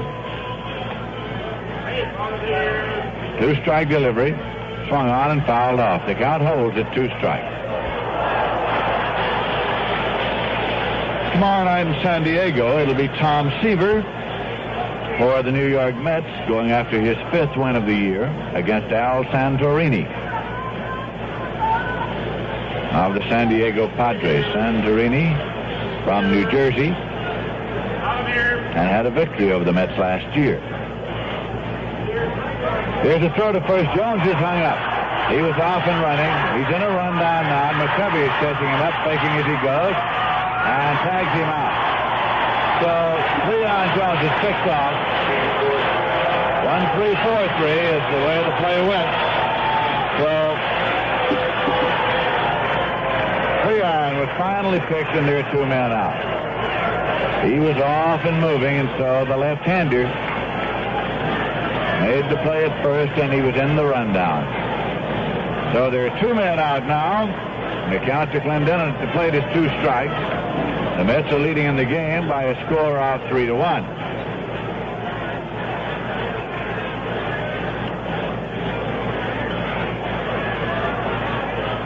That pitch is high for a ball.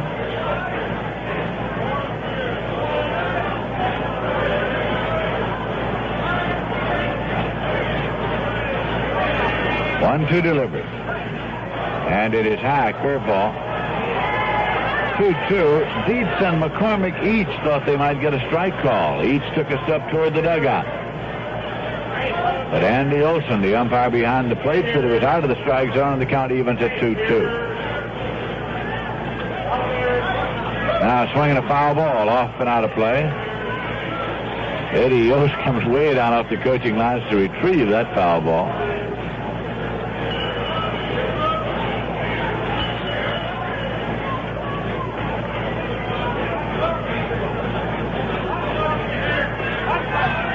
Now McCormick sets up, looks for the sign, goes into the motion, 2-2 pitch. Low, and it's off the glove of Dietz, rolling away, and McCormick's gone full now. With two men out, nobody on base.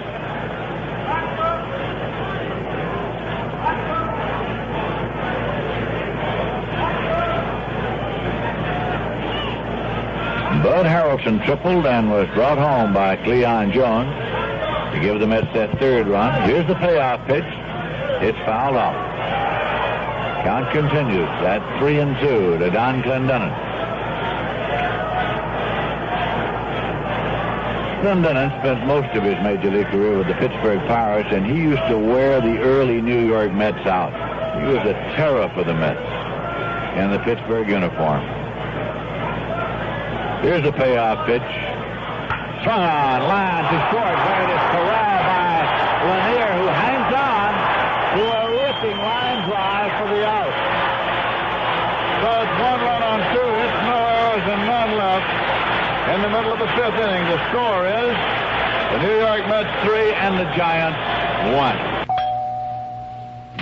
Oh, hi, Sally. Come in. Oh, hi, Dolly. Is Andy home? Sure. Andy, Sally Stern's here to see you. Hi, Sally. What's up? Oh, hey, Andy, have you got a minute? I need some of that Granatelli advice about cars. Shoot. Our son Larry is driving to Florida. I want to have the car checked out, but I don't know what should be done. Well, Sally, before anyone takes a car on a trip, they should have their service station check tire pressures, headlights, windshield wiper blades, and have them change the oil. And don't forget the STP, Andy. Dolly, how could I? Especially when you're on the road, Sally. Higher speeds can mean greater engine wear, but STP oil treatment helps eliminate friction, heat, and wear. It clings to metal parts and lubricates better than motor oil alone ever could. So you run smoother, cooler, quieter, longer. I recommend adding a can of STP whenever you change oil. Thanks, Andy. Is there anything else? Well, I could tell Larry about a little place I know in Miami where all the girls... Andy! STP is the racer's edge. We're going to the bottom of the fifth. First, we pause for station identification. This is the New York Mets Baseball Network. You're listening to New York Mets baseball on WKAJ-FM 102.3 in Saratoga Springs, New York, the home of the New York Mets. This is Lindsey Nelson with Ralph Cantor and Bob Murphy at Candlestick Park in San Francisco. Al Lanier up. Ryan's first pitch is low for a ball. Lanier's been up one time, and he had a base hit. Ryan delivers, and it's in there for a called strike, 1-1. Ryan has struck out 3, and he's walked 5 here today. He walked 3 batters in the bottom of the fourth. 1-1 delivery. Swung on it in the air to center field. And Agee is going back. He's there. Makes the catch. Agee having a little trouble as he got back to the wind's blowing out rather stiffly out there. He got back set and then sort of ducked his head away as he grabbed it. But there's one man out, and Mike McCormick's coming up. Been up one time and sacrificed, so officially he has not been charged with a time at bat. Jim McAndrew is walking from the bullpen area down toward the dugout now. He is scheduled to pitch the Saturday game for the Mets against the San Diego Padres. Jim McAndrew. Pitch to the left-hand batter. Swung on it on the ground. And it is taken at second by Weiss and played the first inside. Weiss had the range way over in the hole between first and second to glove that ground ball. Play on to get McCormick. 2 away. Bobby Bonds will be the batter. Struck out and grounded out to drive in a run. The original Met is here this afternoon. The first man ever selected by the New York Mets in their expansion draft before the 1962 season, Hobie Landreth. He's in business here in the greater San Francisco area. There's a swing and a foul ball back and out of play. His younger son recently underwent an operation for the amputation of a leg. Here's a pitch to Bobby Bonds. Swung on and missed. A malignant tumor was discovered in his ankle, and the amputation followed. 2 men out, nobody on base. This will be a 2-strike pitch to Bobby Bonds. Nolan Ryan delivers, and it misses low and away. So it's 1-2. When Landreth was selected as the first Met in the expansion draft, it was an interesting situation. Here's a pitch. Swung on and missed. Struck him out to retire the side. We'll finish that story later. 4 strikeouts for Nolan Ryan. No runs, no hits, no errors, none left. And at the end of 5 full innings of play, the score is the Mets 3 and the Giants 1. For fast personal service, shop Globe Supply, downtown Saratoga, the store with over 10,000 different items always in stock. For the do-it-yourselfer, Globe Supply has electrical supplies, hardware, automotive supplies, household appliances, and a large assortment of garden tools. You'll find a bonded locksmith on the premises at all times. If you need a lock repaired, a key duplicated, or a lock changed, call Globe Supply. You'll find plenty of free parking at the rear of the store, and Globe Supply is open daily from 8:30 a.m. to 6 p.m., Friday nights until 9 p.m. What would your child do about his college expenses if something should happen to you, or if the money you had saved had to go toward a sudden expense? With John Hancock's educational plan, he's guaranteed the full value of the policy if something happens to you. That will help him get a college education, a chance for a better job, and an estimated $180,000 in extra income for your child in later life. For a plan to meet your child's needs for educational funds, call Ben Yanklowitz, 783-5571, or write Ben Yank, Box J, Latham, New York. About Hobie Landreth, the Met catcher who was the first expansion draft selection, and somebody said to Casey Stengel, the manager of the Mets then, why did you select a catcher as your first choice? Casey thought a minute and said, because if you don't have a catcher, you have all pass balls, which seemed as good a reason as any.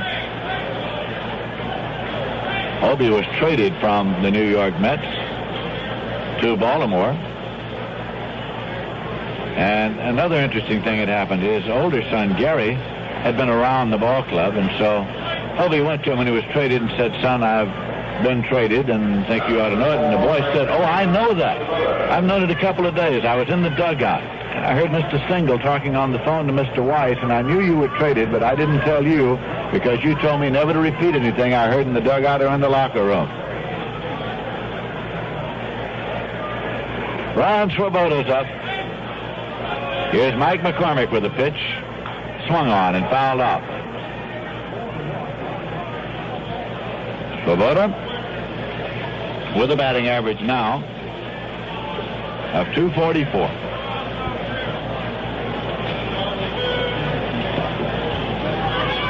Through 5 innings, the Mets 3 runs, 6 hits, no errors. Giants 1 run, 1 hit, no errors.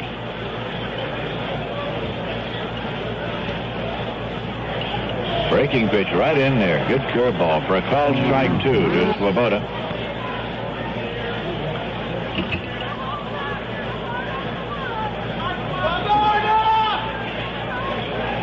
There's a swing and a foul ball. Count holds at 2 strikes.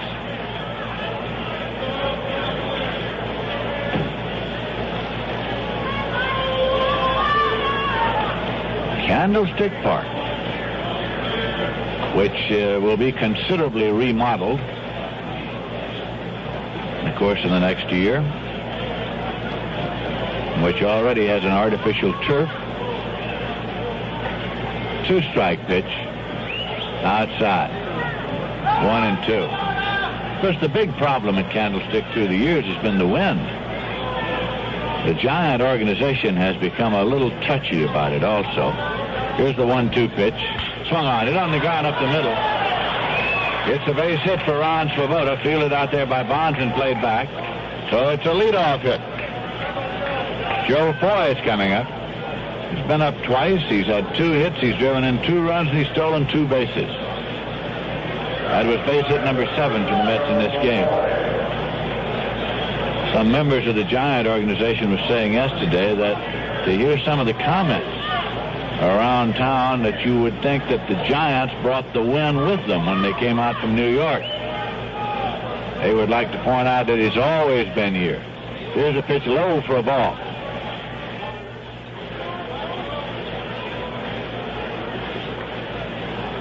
Frank Reberger gets up to throw again now in the Giant bullpen. The Mets are leading by a score of 3-1. McCormick checks the runner at first. He's running. Here's a swing and a ground ball foul, off and out of play. That'll bring Swoboda back. Jones was picked off by McCormick in the last inning. With a considerable amount of speed on the ball club, Gil Hodges has made the Mets this year a running ball club. They run at the slightest provocation.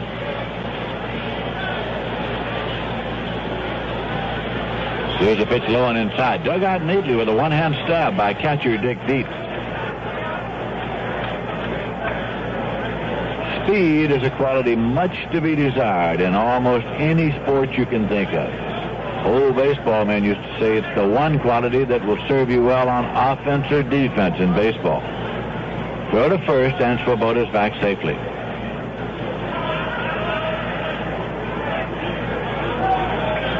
There is nobody out. This will be a 2-1 pitch.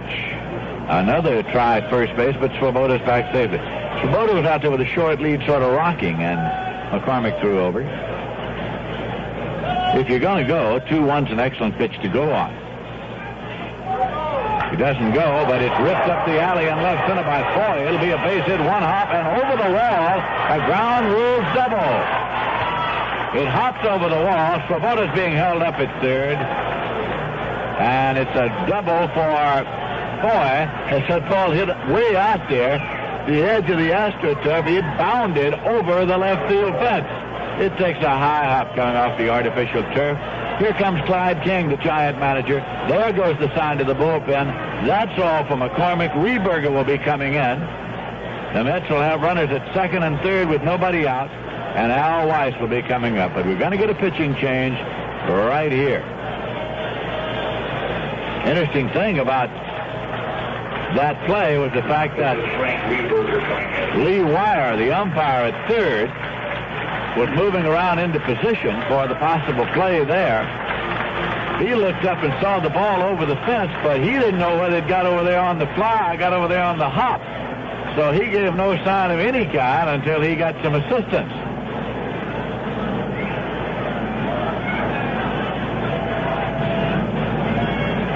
Reberger has arrived at the mound now. McCormick has gone to the dugout. Manager Clyde King's going back. McCormick worked 5 innings and faced 2 batters here in the 6th. Charged so far with 3 runs on 8 hits, struck out 2 and walked 2. Reberger is coming in to make his 8th appearance of the year. He had 3 starts. He worked against the Mets in the first game of this series for 2 innings, gave up no runs on 1 hit. His overall record is no wins and 1 loss. At San Diego last year, he had a record of 1 win and 2 losses. He's from Caldwell, Idaho. As he warms up to check us out on scores, here's Bob Murphy. All right, Lindsay, the other action in the National League will be tonight. Chicago playing at Atlanta. In the ball game, Billy Williams will play his 1,000th consecutive game and become the only National League player in history to play that many ball games without missing one. Houston and St. Louis, the Astros trying to snap an 8-game losing streak. All 8 losses on this road trip. And Montreal and the Dodgers play in Los Angeles. In the American League this afternoon, with Rico Petrocelli, George Scott, and Billy Canigliaro all hitting home runs, the Red Sox shaded Oakland 8-7. Gary Peters the winner and Jim Rowland the loser. For Oakland, Felipe Alou and Frank Fernandez hit home runs. Final score, Boston 8 and Oakland 7. The A's now have lost 5 in a row. Luis Tiant picked up his 4th win of the year as Minnesota beat Cleveland 4-1. Hargan was the loser. Killebrew, Allier, and Cardenas hit home runs for Minnesota, and Greg Nettles for Cleveland. Chicago 4, Baltimore 3. They're in the 7th inning and being held up because of rain. Milwaukee at Washington tonight, Detroit at Kansas City tonight. And now we have a pinch hitter coming up, and to tell you all about it and pick up the action, Lindsey Nelson. All right, Bob Murphy. Manager Gil Hodges wastes no time in going to his left-hand batter. Now that there's a right-hand pitcher out there, it's Boswell batting for White. There are runners at 2nd and 3rd for the Mets.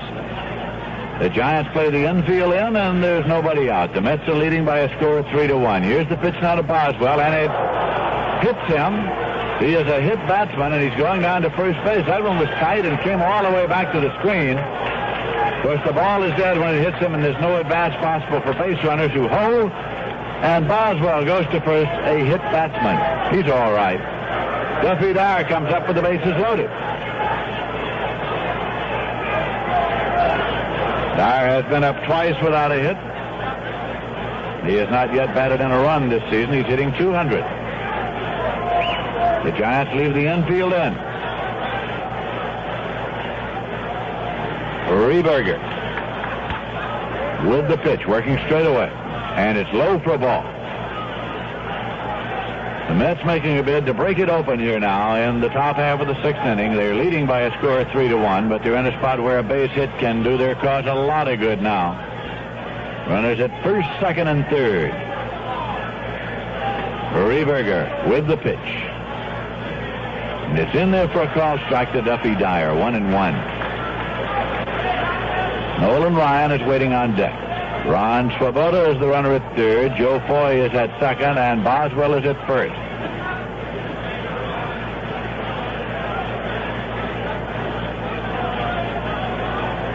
Dietz flashes a sign out to the lanky right-hander who doesn't get it and backs off the mound. Now he's set again.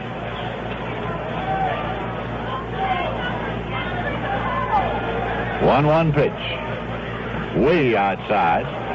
Catcher Dietz has to move out there on one knee to glove it. It's 2 balls and a strike to Dyer. Giant infield in. Jim Johnson, Frank Lindsay up and throwing in the bullpen for the Giants. A left-hander, Johnson. A right-hander, Lindsay. 2-1 pitch. Swung on and tipped back in the glove of Dietz. It's 2-2. Nolan Ryan starts to peel off the jacket now in the on-deck circle. Bright, clear, and sunny here in San Francisco with the wind blowing out toward right field.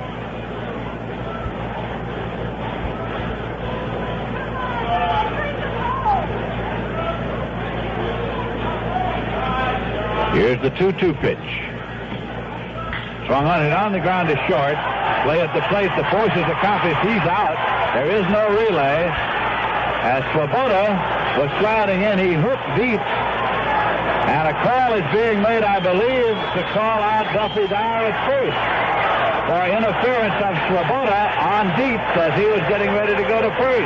Andy Olson made the call as Swoboda went sliding in. Dietz had taken the throw. The force was on and stepped out a step in front of the plate. But Swoboda hooked him, tripped him, and Olson is signaling down there that Dyer is also out. Now, Duffy Dyer is slowly coming off the bag. Yogi Berra is beside him, and here comes Gil Hodges out now. You want to discuss this a little further with Andy Olson. Olson called Dyer out at first because of the interference by Swoboda on the play at the plate. The first play was 6-2. It was from Lanier to Dietz. So now Hodges and Andy Olson are discussing it.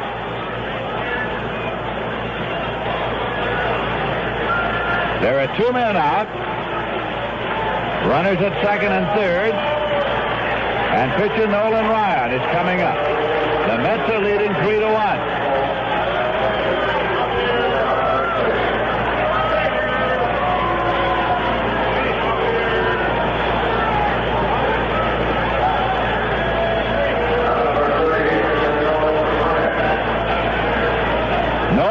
Ryan is 0 for 2. He's a right-hand batter. Ryan is 1 for 9 at the plate this year. He's hitting 111. Infield, of course, dropped back to normal depth now by the Giants with 2 men out. Met runners lead at second and third. Reberger off the stretch, and it's high for a ball.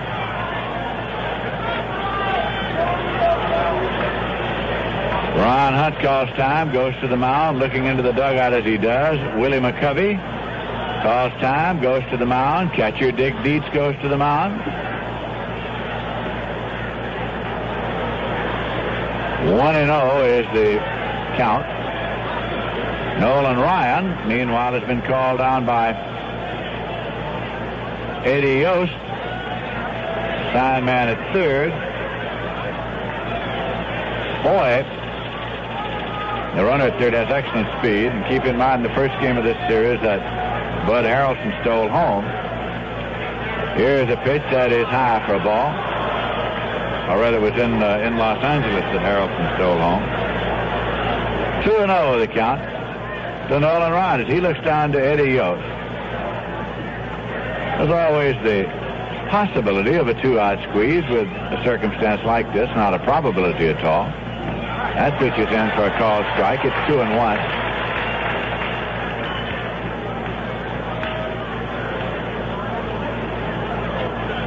That's 3 and the Giants 1.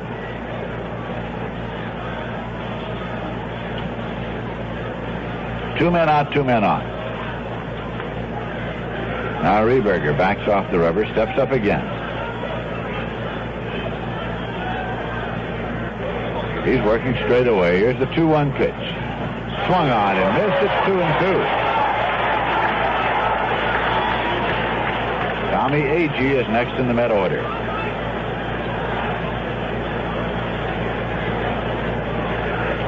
We're in the top of the 6th.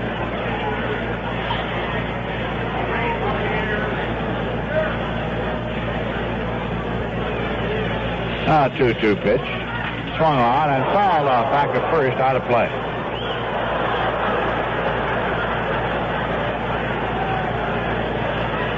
If you're scoring the ball game, catcher Dick Dietz gets credit for the putout on the force play, and also he gets credit for the putout on the interference call. This will be a 2-2 pitch now to Nolan Ryan. Low, the count is full at 3-2.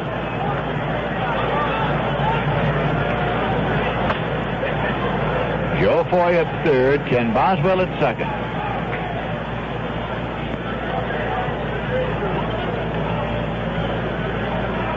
Here's the payoff pitch to Ryan. Swung on it in the air to right, and Henderson is drifting back, flips the glasses, edge of the warning track, makes the catch.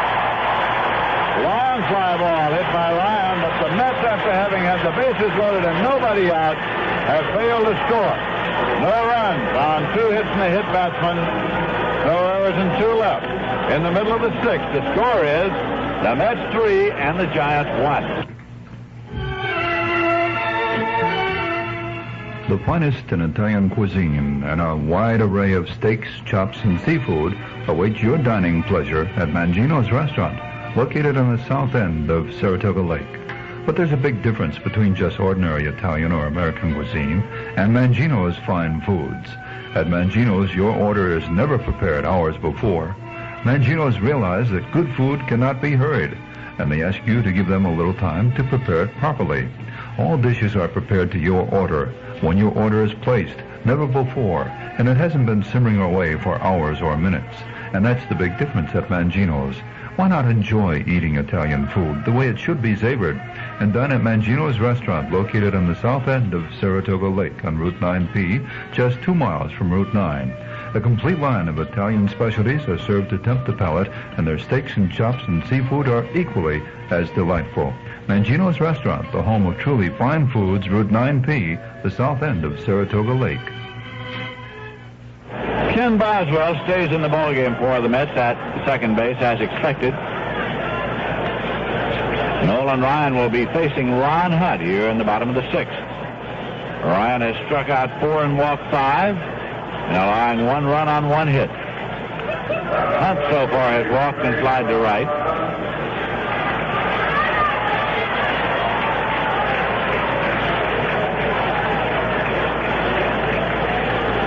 Ron Hunt's batting average for the season stands right now at .393.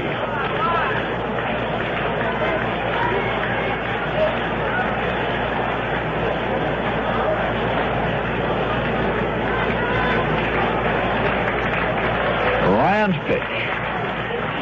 Low for a ball. 1-0.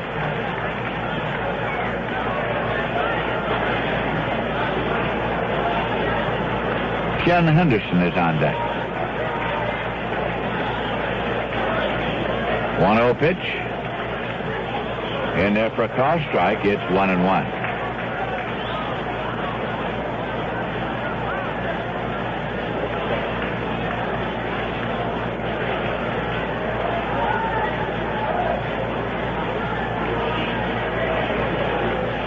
Here's a fastball high and away, and it goes to 2 balls and 1 strike to Hunt.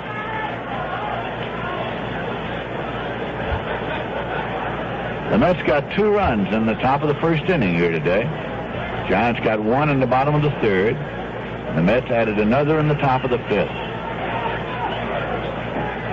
This is a breaking pitch low. 3 balls and a strike to Ron Hunt, trying to work out a walk. Looks down to Ozzie Virgil, the sign man at 3rd.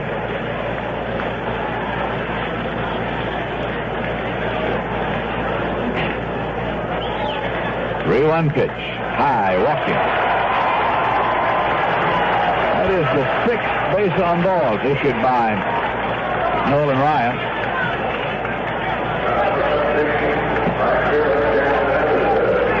It is the 3rd inning in which he has issued a leadoff walk.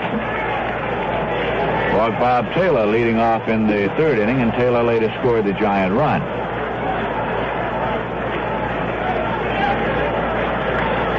So it's Henderson up, and he's followed by McCovey. Off the stretch, Ryan's pitch. Low for a ball. Henderson walked as a leadoff man in the 4th inning. He grounded into a double play in the 1st inning.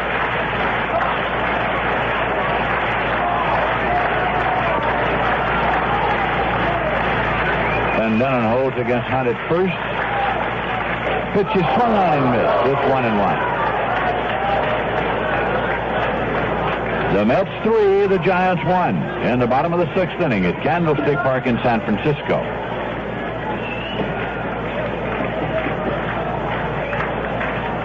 Henderson is a switch hitter. He's batting left against Ryan. Pitch misses out away. So it's 2 balls and a strike.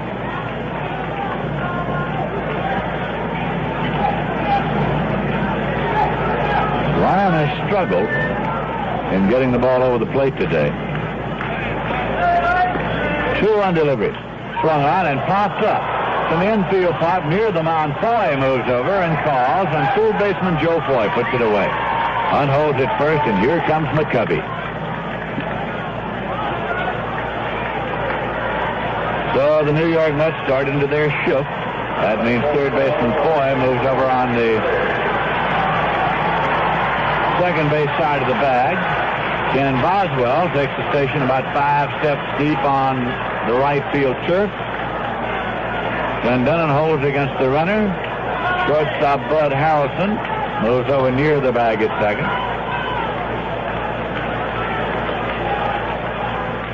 And this pitch, high for a ball.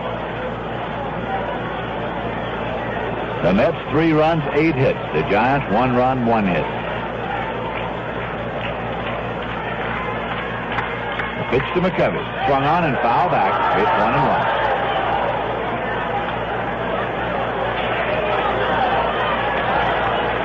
His 2 previous times up today with the shift on each occasion, McCovey has hit a ground ball to Foy on the second base side of the bag. This is a 1-1 pitch. And it's hit deep to center. It is way back, but Agee has it lined up and makes the catch in center field. Not all the way to second, goes back to first. Agee's throw is to first, but not in time.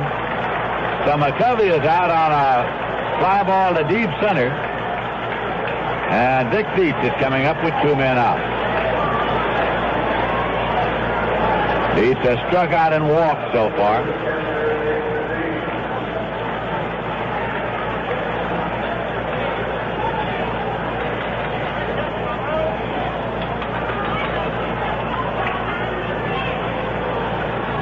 Dietz is a right-hand batter. Nolan Ryan checks the runner at first and deals a pitch that's foul back. It's strike one. Crowd reaction to a catch made in the stand.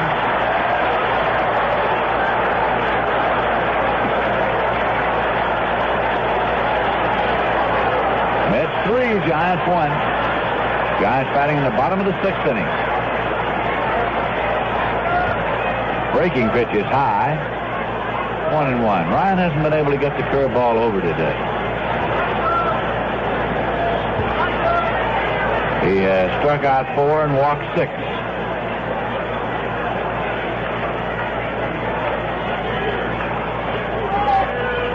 That misses high and away. So he goes behind the Dietz now. 2 balls and a strike.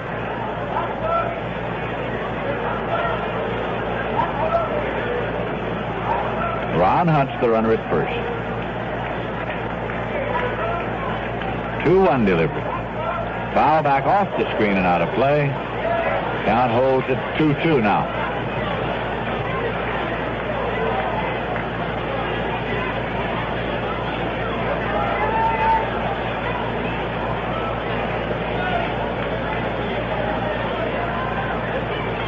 Ryan takes a moment before stepping up.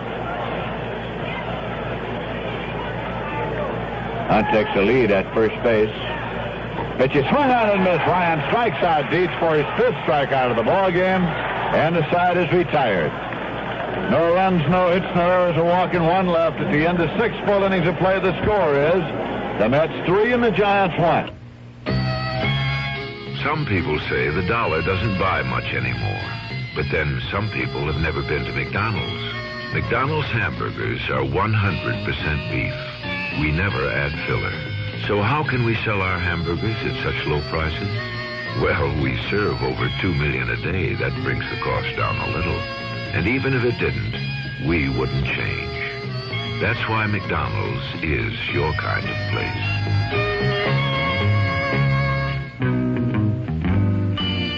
There's a kid inside all of us. A kid who remembers the good taste of simple things. We think a lot of that kid at McDonald's. We use Idaho potatoes because they make the best French fries. And we cook them at exactly the right temperature to make them crisp and golden. If you remember the good taste of simple things, McDonald's is your kind of place. And now back to the time is 6 p.m. on WYZ.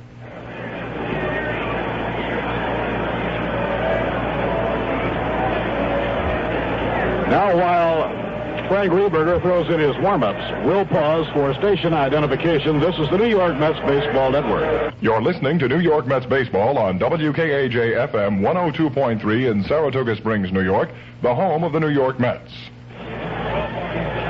Bob Murphy with Lindsey Nelson and Ralph Kiner. 7th inning at Candlestick Park. Mets leading 3-1. And Tommie Agee leads off in the 7th. Tommie 0 for 3 this afternoon. Twice has flied to right and has bounced to short. And the pitch is taken outside, ball 1.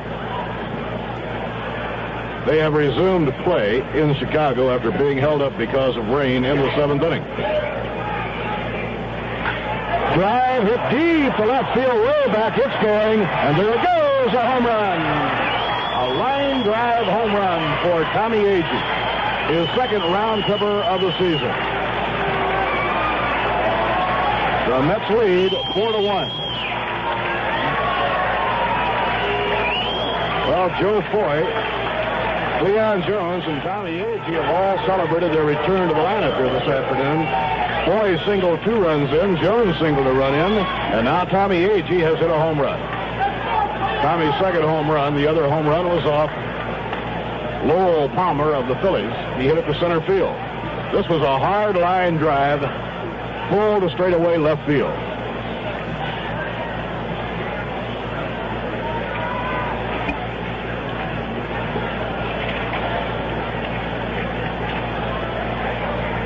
Tommie Agee, with the home run, keeps his streak alive. He now has hit safely in 11 straight ball games. Bud Harrelson has something in his eye, and trainer Tom McKenna comes out to try and get it out for him. Harrelson tripled to right center his last time at bat, and for Bud, it was his fourth three-base hit of the year.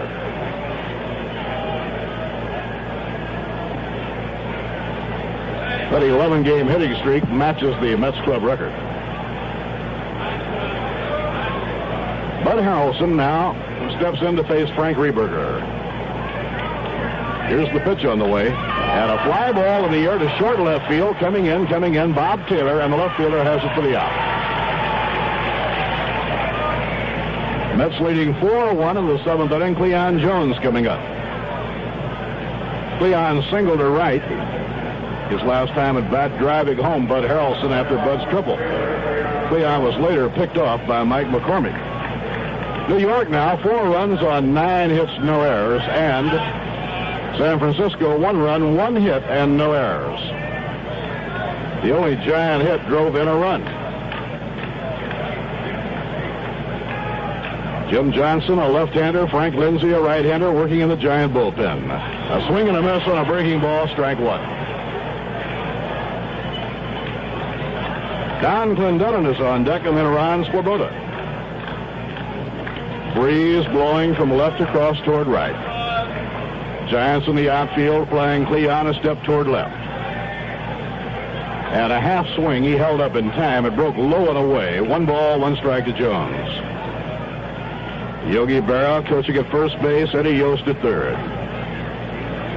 Now the 1-1 delivery. Low and outside. It's 2 balls and a strike.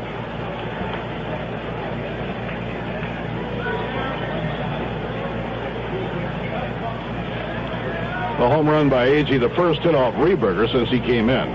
Now it's low outside, ball 3, 3-1.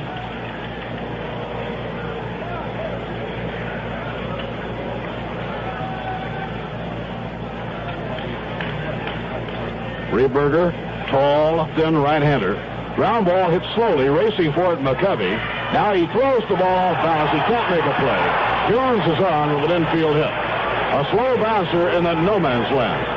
McCovey, leaving the bag, angling toward the mound, fielded the ball. He's left-handed, and as a result, after getting the ball in his glove, he just was not in position to throw the ball to first base with anything on it. And Cleon beats it out for a base hit.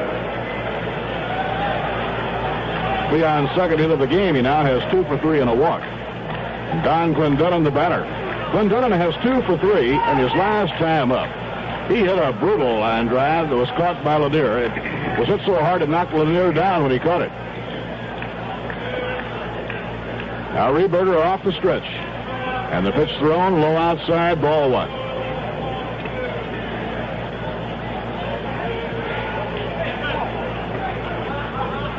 Ron Swoboda occupies the on-deck circle. Clendenon has a lot of power. Right-hand hitter, they play him around the left. And a curve on the outside corner, a strike. 1 ball and 1 strike.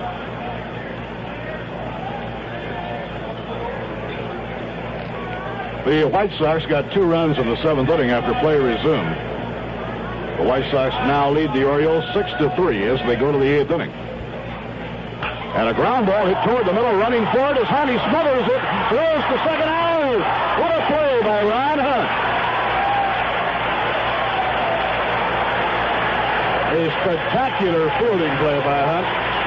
A ground ball hit right up the middle of the diamond. Hunt left his feet, made a head-first dive through the air, smothered the ball, and while stretched out on the ground, flipped the ball to Lanier at second for the force play on Cleon Jones. Well, Donn Clendenon very easily could have 4 for 4 here today.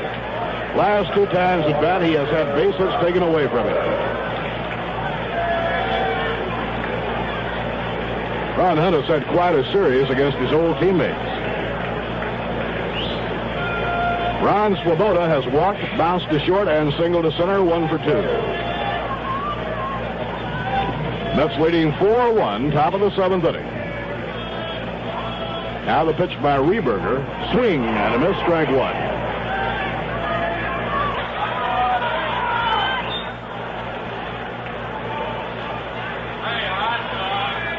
Mets have had at least one hit in every inning of the ball game with the exception of the second. Down comes the pitch. And a hard slider on the outside corner, strike 2.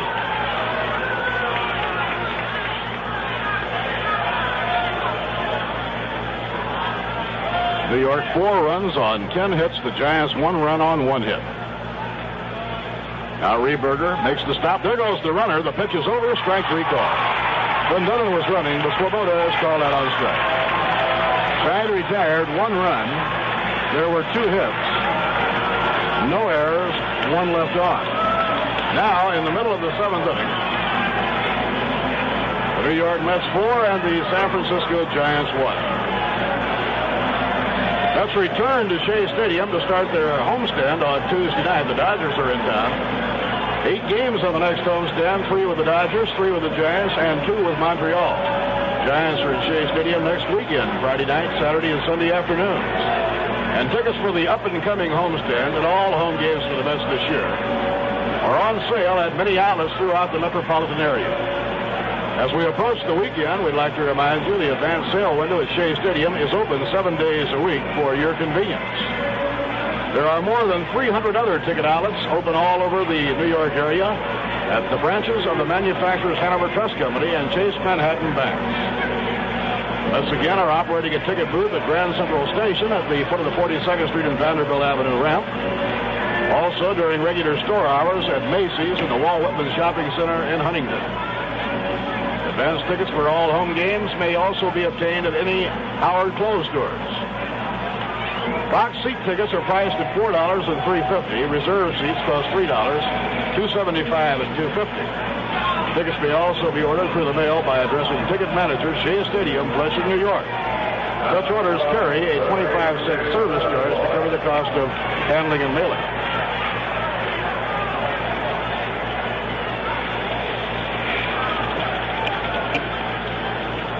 For the Giants, Jim Davenport faces Nolan Ryan in the last of the 7th inning. Ryan, out of his windup, fires the express at its inside, ball one. The tail end of the batting order coming up. Clyde King has Frank Lindsay working in the bullpen. Davenport has flied to right and reached on a walk. Curve over the inside corner, a strike, 1 ball and 1 strike. Al Lanier has the only hit off Nolan Ryan. He's singled back in the 3rd inning to help build the Giants' run. The 1-1 delivery. Line to the air to right center, running hard, Tommie Agee, and he runs it down. No, he drops the ball. He had it in strike for a moment, and Davenport goes into second. That's a double. Agee, after a long run into right center field, stretched out and had the ball on his fingertips just for an agonizing moment. He didn't have the ball in the pocket of his glove. He had it right in the fingertips. It wouldn't stay there. It hit and rolled toward the fence. And Davenport is on second with a double. Giants have their second hit of the ball game, and it brings up Bob Taylor, the left fielder. He walked back in the 3rd and later scored for the Giants. His second time at bat, he went down swinging. That's the second base hit. Fouled back over the screen by Bob Taylor, and the count is strike 1. Bob Taylor is a rookie. Quite a backlog of minor league experience. He spent 8 years in the minor leagues. And last year he had .331 in the Pacific Coast League. Steve Whitaker is around the bat rack. Al Lanier is on deck, and then the pitcher Reberger is scheduled up. So Steve Whitaker is around the bat rack. It's in for a call strike to Bob Taylor. Nolan Ryan with a 2-strike count. In today's game, Ryan has walked 6 and struck out 5. Allowed 1 run, 2 base hits. Now Nolan makes the 1-second stop. And the pitch on the way. Foul down the left field line. No play. He hit that one late, trying to get around on the fastball.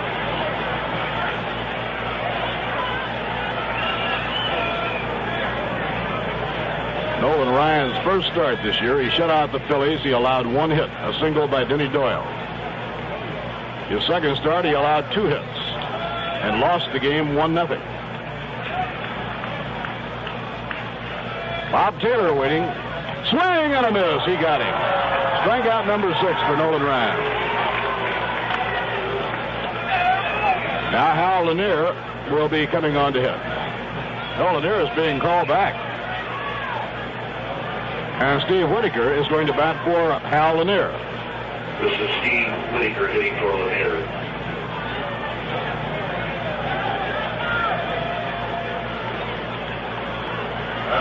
Lanier has been hitting the ball well. Bobby Heiss goes down to the bullpen to warm up his arm. He'll take over as short. Lanier had the only hit off Ryan until the double by Davenport here in the 7th. When we saw Whitaker around the bat rack, we first thought he would be hitting for the pitcher.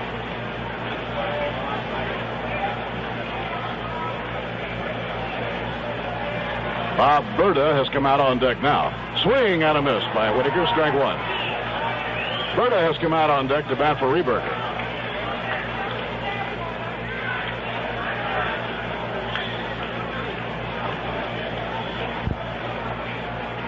Now Ryan up in pitching position, delivers, swing and a miss.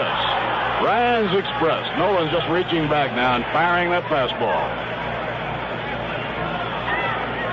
Nolan now has walked 6 and struck out 6. His first start this year, he fanned 15, and in the second start, he struck out 5. For his career, he has averaged a little better than a strikeout an inning. Now the pitch. Outside and a high, 1 ball and 2 strikes. Met pitching staff came into this ball game with an amazing staff earned run average of 2.4.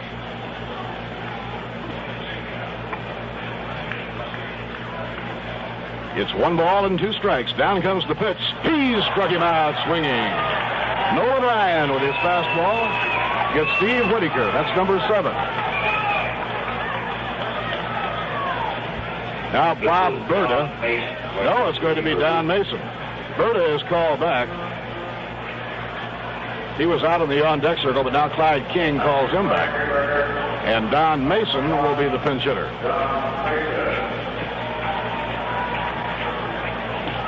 Mason has been up 6 times this year without a hit.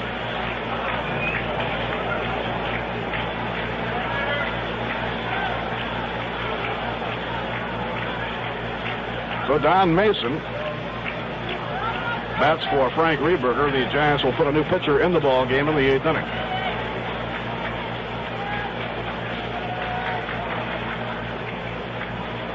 Mason, a left-hand hitter, was in 104 ball games with the Giants last year and batted .228. 2 outs and 1 on. Last of the 7th. Mets lead 4-1. Now Ryan brings the right arm around, and a fastball is high, ball 1. Bobby Bonds, the on-deck hitter.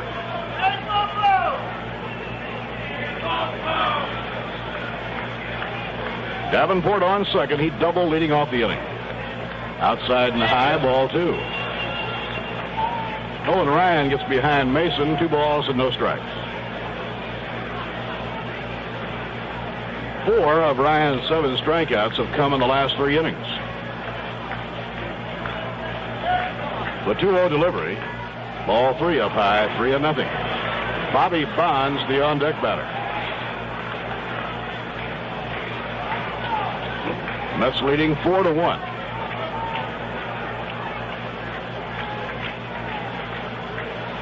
Ryan behind on the count, 3 balls and no strikes to the pinch batter, Don Mason. 3-0 delivery. He's taking all the way. It's high, ball 4. So now Bobby Bonds, a long ball hitter, comes up. That's the 7th walk. 7 walks and 7 strikeouts. Bobby Bonds has gone 0 for 3 against Nolan Ryan. Twice has been struck out. Bonds hitting .337 with 4 home runs and 10 runs batted in, making 11 RBIs. He drove in the lone Giant run in the 3rd inning when he grounded out. A half swing. He held up in time. It's inside and a high, ball 1.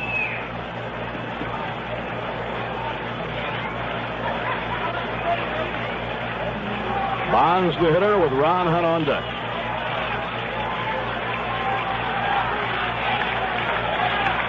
And the pitch by Ryan, fouled back upstairs and out of play. 7 walks by Nolan Ryan ties a club record. Cardwell walked 7 in one ball game last year.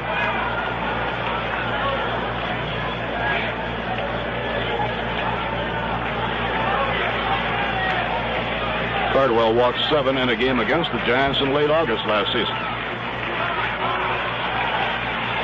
The 1-1 delivery. Swing on a miss. He goes after a breaking ball. Now Ryan with a count of 1-2 on Bobby Bonds. Davenport on second, Mason on first, 2 men out. Now with a count of 1-2, you can bet that Ryan will be reaching back trying to get that extra yard. Ryan in the set position, and the pitch on the way. Just missed inside. It's 2-2. Wes Westrom coaching at first, Ozzie Virgil at third for the Giants.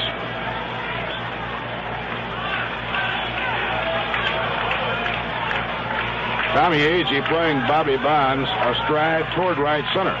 Pitching 2-2. Ground ball hit down to third base. In comes Foy. He's up with it. Steps on third. The side is out. Force play at third made by Joe Foy. That retires the Giants. No runs, 1 hit, no errors, and 2 left on. At the end of 7, the New York Mets 4 and the San Francisco Giants 1. I am going on a long journey. I will be following the springs through field and valley. I'll be searching for the natural things. I'm going to wander down this old mountain. I am wishing for my wings. It is high time that I was searching for the natural things. At Rheingold, we brew beer with the natural things.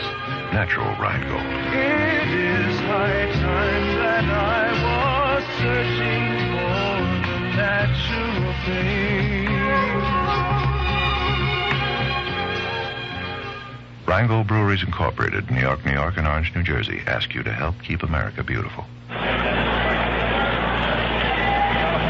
Frank Lindsay, the new pitcher for the Giants, as we go to the 8th inning, and Bobby Heiss is now playing shortstop. Frank Reberger came on in the 6th. He pitched 2 innings. Gave up 1 run, allowed 4 hits. He walked none and struck out 1. Now Frank Lindsay is on in the 8th.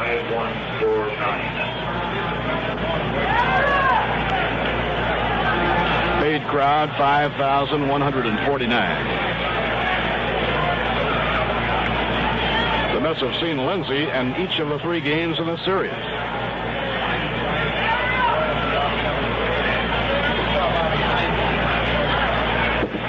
Joe Foy will lead off. Foy has really celebrated his return to the lineup today. 3 for 3. 2 singles and a double.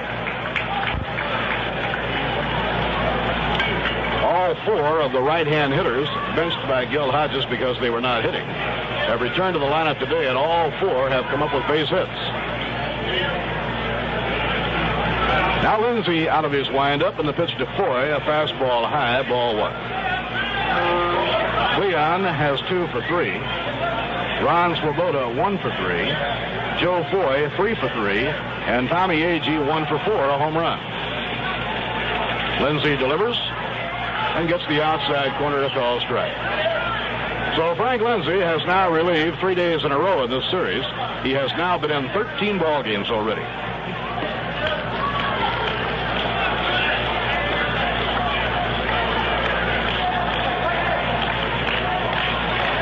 1 delivery by Lindsay. Ground ball, whacked down to third. Big hop for Davenport.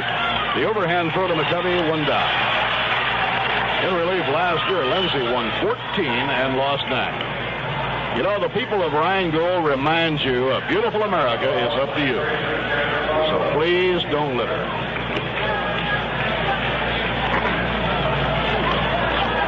One away in the 8th inning, Ken Boswell bats for the second time. He came up as a pinch hitter for Al Weiss in the 6th inning when the Giants went to a right-hand pitcher. Boswell was hit in the back with a pitch.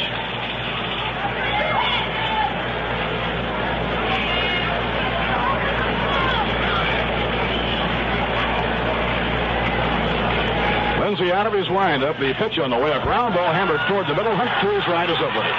Now throws to McCovey. That retires Boswell.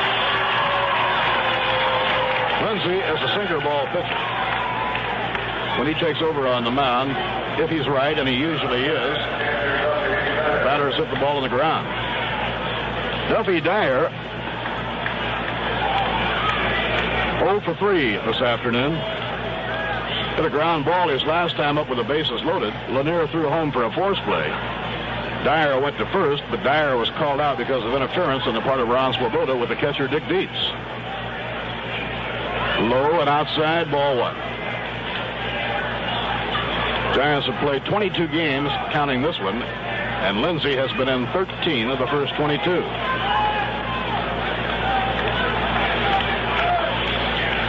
Lined hard, foul down the left field line. He missed a base hit by about a yard.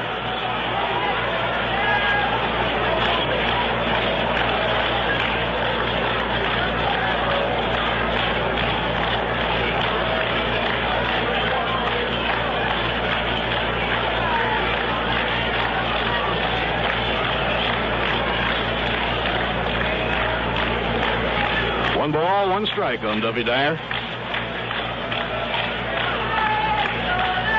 Frank Lindsay delivers, and it's foul. Back to the screen, no play. Mets will fly to San Diego after the game. Tom Seaver will open the Padres series against Al Santorini tomorrow night. Santorini, a talented young pitcher out of Union, New Jersey.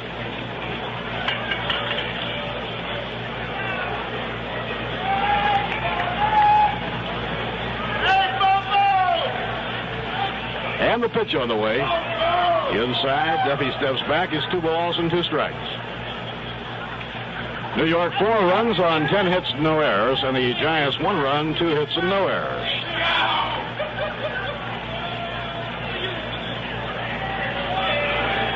Pitching 2-2.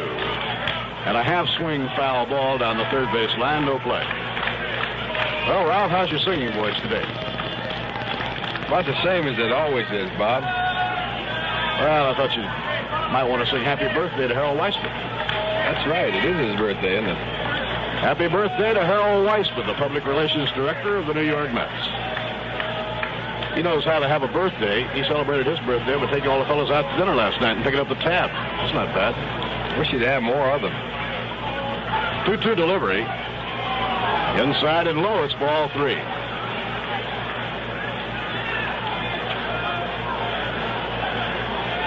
Jim McAndrew is working now in the Mets bullpen.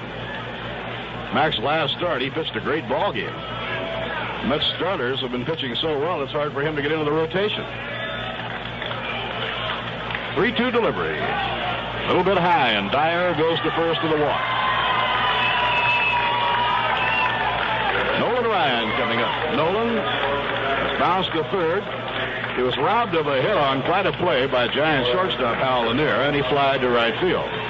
Nolan is 0 for 3.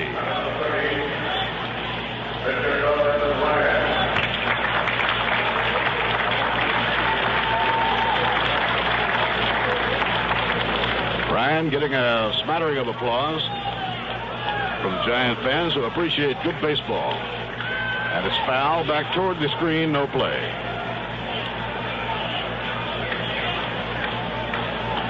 Four to 1 New York. The Mets getting 2 of the 4 runs in the first inning. They were driven in by Joe Foy. Cleon Jones singled in the 3rd run, and Tommie Agee homered for the 4th run. Bobby Bonds drove in the lone Giant run back in the 3rd. Towering foul pop-up back toward the stands and out of play. What a beautiful day this has been in San Francisco.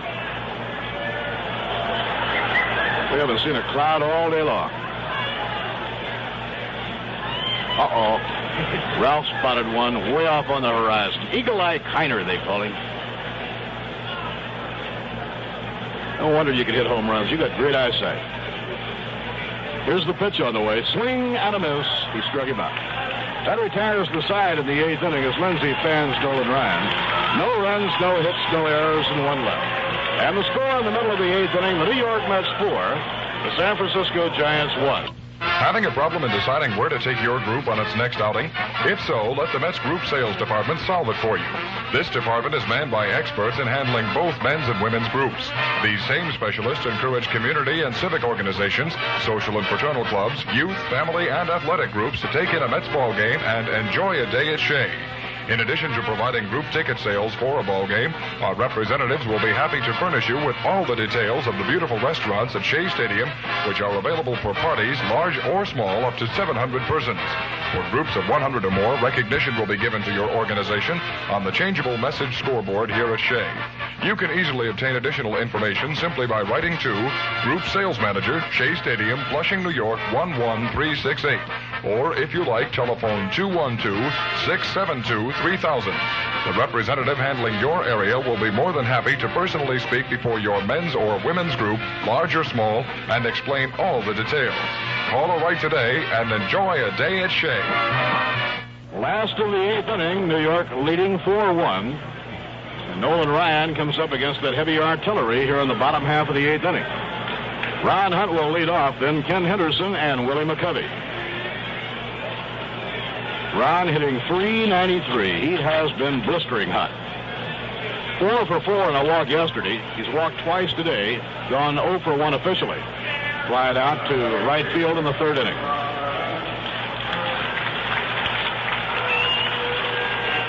They go to the 9th inning at Sox Park in Chicago with the White Sox leading the Orioles 6-3. Knuckleballer Wilbur Wood has come on in relief to try and protect the lead. And Nolan Ryan pitches to Ron Hunt, a fastball, strike 1 call. Otherwise, in the American League today, the Red Sox beat Oakland 8-7, and Minnesota beat Cleveland 4-1.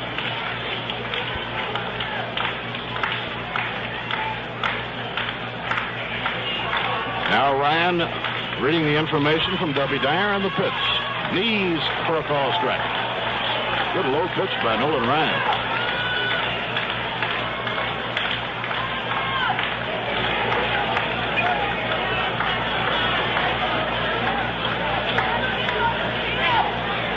Ryan has walked 7 and struck out 7. The Giants have had 6 left on base.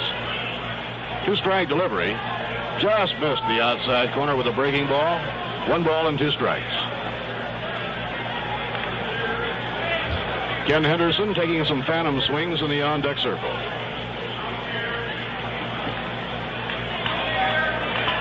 The cloud that Ralph Kiner spotted a few minutes ago is a little white cloud that must be 100 miles away.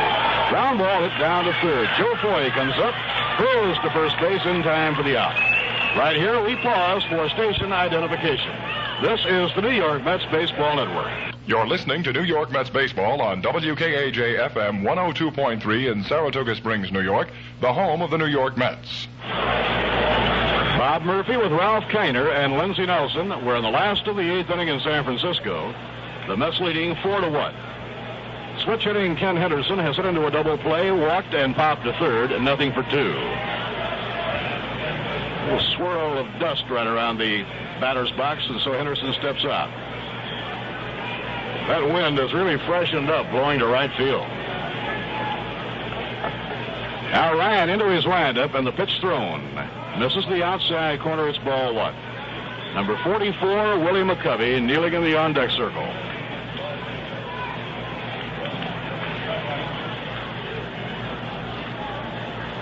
Duffy Dyer setting up the target. Ryan's pitch is inside, ball 2. It's 2-0.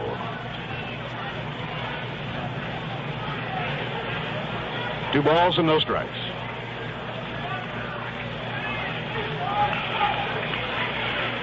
He's taking all the way, trying to coax a walk down in front of McCovey, and the pitch is outside and low, ball 3. Nothing going at the moment in the New York bullpen. And Ryan has gone behind Henderson 3-0. He'll be trying very hard not to walk him with McCovey waiting on deck.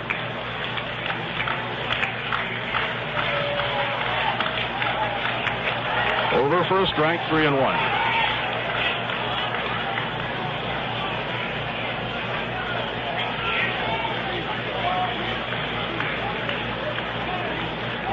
Ryan has had 2 1-2-3 innings. Outside, ball 4. So here comes McCovey. That's the 8th walk by Nolan Ryan. That's a new Mets club record that Nolan doesn't particularly want.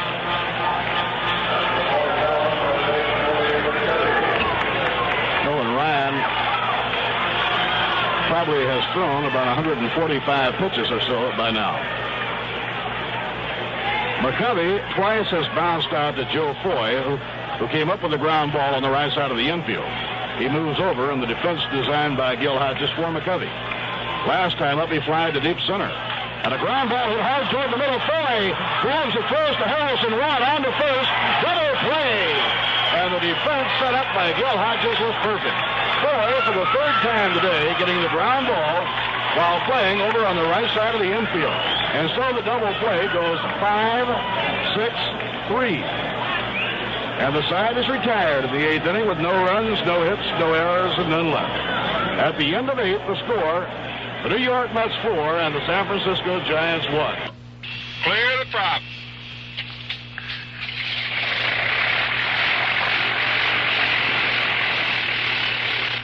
Saratoga Unicoms, that's the 51245. Have you ever wanted to learn to fly? That could be you this summer taking a friend for a local scenic flight. The Richmore Aviation Flight School at the Saratoga County Airport has 2 full-time flight instructors to give you professional flight training. Richmore Aviation offers flight courses for the private pilot, commercial pilot, instrument rating, and flight instructor. Courses include dual and solo flight time, ground school, FAA and FCC books and supplies. The Richmore Aviation Flight School is an FAA-approved flight school and is located at the Saratoga County Airport 3 miles west of the Performing Arts Center on Geyser Crest Road. In Saratoga and the Tri-Cities, phone 885-5354. Or in Glens Falls, phone 792-9949.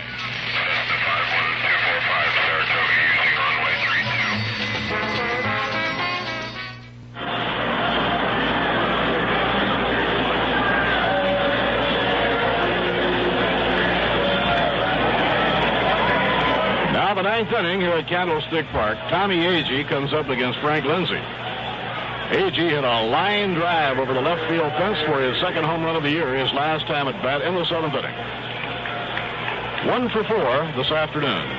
Mets leading 4-1. It's the 9th. It's all over at Sox Park. The White Sox turn back the Orioles 6-3. And a foul ball on the ground coming right straight back. Tommy John, the winning pitcher, he gets his first victory after 5 losses. Tom Phoebus was the loser. Danny Murphy relieved in the 8th, and then Wilbur Wood came in the 8th and preserved the win.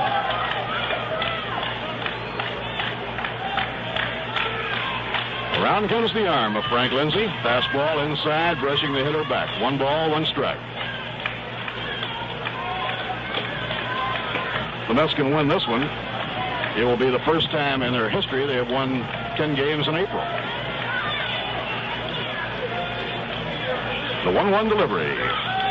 Full foul back toward the on-deck circle, occupied by Buddy Harrelson. 1-2.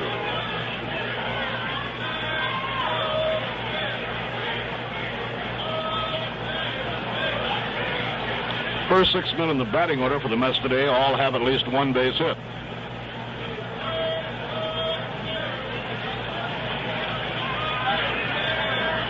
Lindsay delivers 1-2. Breaking ball, low outside. It's 2 balls and 2 strikes. On to San Diego following the game today. Mets and Padres play tomorrow night. Our broadcast time tomorrow night, 10:25 p.m. New York time. The 2-2 delivery and a fastball over, strike 3 call. For Frank Lindsay, his second strikeout. Lindsay has relieved in each of the 3 games of this series. Bud Harrelson, 1 for 4, a triple to right center in the 5th inning. The time Bud tripled to right center, the score was 2-1 New York. Cleon Jones promptly singled him home to make it 3-1. Harrelson hitting left-hander. And a ground ball bounced right at Ron Hunt. Hunt is up with it, throws on to McCovey, 2 down. 2 outs and nobody on, top of the 9th inning. Now Cleon Jones. Cleon 2 for 3 and a walk.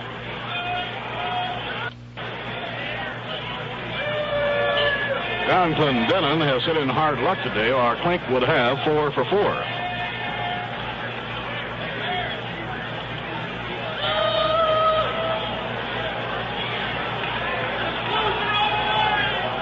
Cleon with his 2 for 3, raising his batting average to 246. Now Lindsay looks around. Defense playing just about straight away against Cleon Jones. The right-hander's pitch on the way is over for a call strike. Frank Lindsay has been the bullpen leader for the Giants for the last 5 years.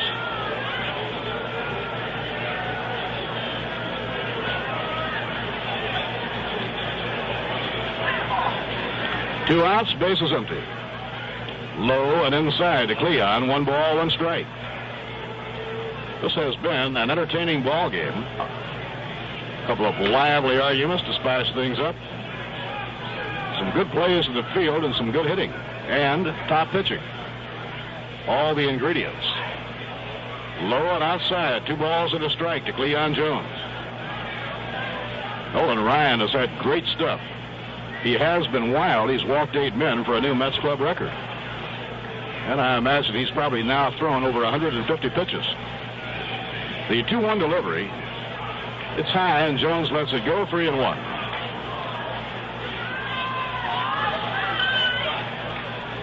Ryan's first start, he hurled a 1-hitter. His second start, a 2-hitter. Today, his third start, he has given up 2 hits. Ground ball, whacked to shortstop. In comes Ladere, he snags the knee-high hop. And guns it to McCovey, the side is out. Let's go down 1-2-3 in the 9th inning. No runs, no hits, no errors, none left. And the score in the middle of the 9th inning, the New York Mets 4 and the San Francisco Giants 1. Ted and Doris Raid at Straits Gardens, just 2 miles out Lake Avenue on the old Schuylerville Road, have a special now on rose bushes for Mets listeners. Jackson and Perkins Red Devil with a suggested retail price of $4.50 for just $2.50.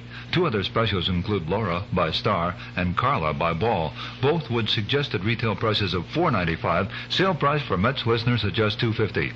At Straits Gardens, all roses are potted and ready to go. In addition to these specials, mention Mets baseball and save 30 to 50% on all other rose bushes. Strayed still has a special on pansies, 12 per market pack, in bloom just 55 cents a market pack. Mention the Mets, buy 6 market packs for just $2.99. Straits Gardens is just a little out of the way, but they offer big savings and the trip is well worth the little time it takes. You can call Straits Gardens 584-3236. Ted or Doris will be happy to give you directions. That's Straits Gardens, just 2 miles from downtown Saratoga, out Lake Avenue on the old Schuylerville Road. A small business with big plans.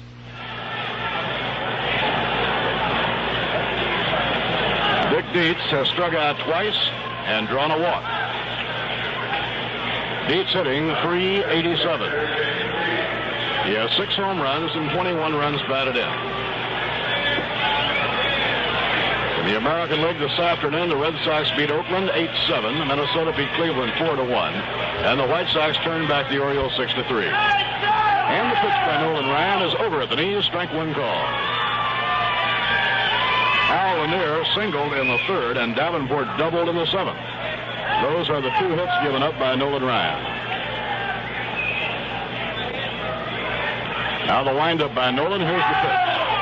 Breaking ball, a strike on the outside corner. And Ryan quickly establishes a 2-strike advantage. The way the wind is blowing to right field, Tommie Agee is shading most of the right-hand batters a bit over toward right center. 2-strike delivery. Foul. He just got a piece of it back over the screen.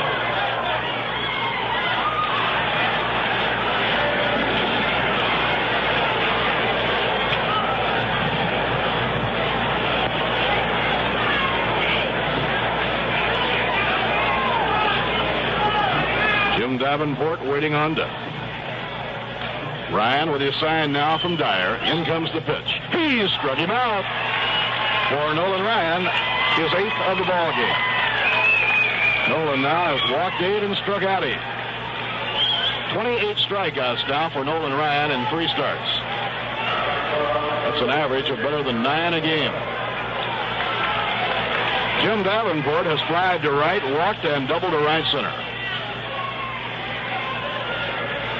Now Ryan over the head, and the pitch.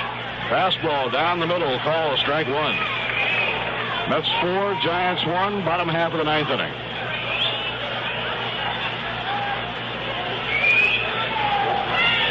Line drive hit hard and into right field for a base hit. Just beyond the reach of Kenny Boswell. 3rd hit off Nolan Ryan, and Davenport has 2 of the 3. Base hit to the opposite field, just beyond the reach of Boswell, who was lunging to his glove side. Rookie left fielder Bob Taylor, who bats left-handed, comes up. He reached on a walk and later scored the Giant run back in the 3rd inning. Since then, he has struck out twice. Duffy Dyer now signs to the infield, 1 man out, try for 2. Foy playing even with the bag, wide of the line at 3rd. Bud Harrelson shades a stride towards 2nd. And the pitch. A chopper going foul off to the right, no play.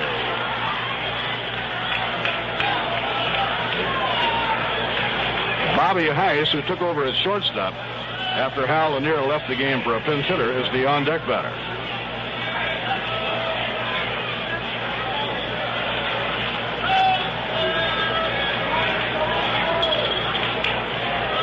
One strike count on Bob Taylor, the left fielder. Taylor was 26 years old.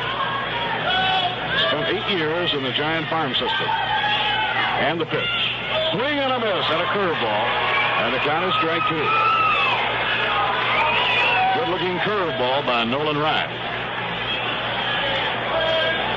Don Seaver and Al Santorini are the pitchers tomorrow night in the opening game of the 4-game series in San Diego.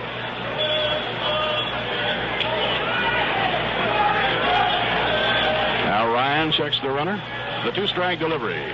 Foul ball. He was trying to get out of the way. He didn't mean to hit that. Inside fastball by Ryan, and Taylor was falling back from the plate.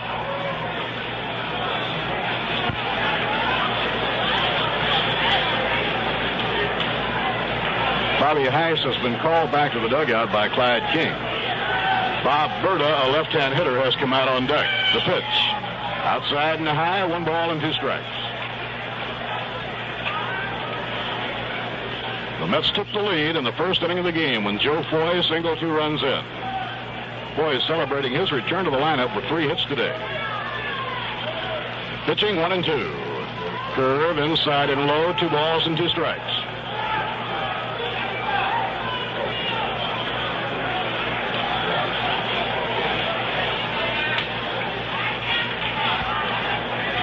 Now Ryan nods in agreement with Duffy Dyer. The 2-2 delivery. Foul back into the crowd.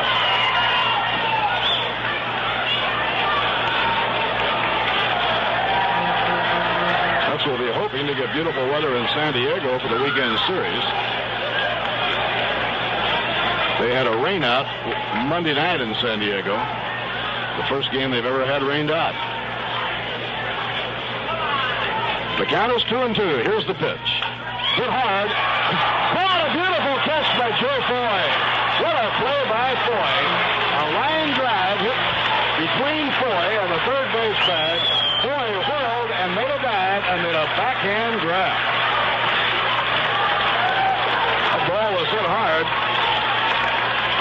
Taylor was late getting around on Ryan's fastball. When he did hit it, he hit it hard, and Foy made a great play. 2 down.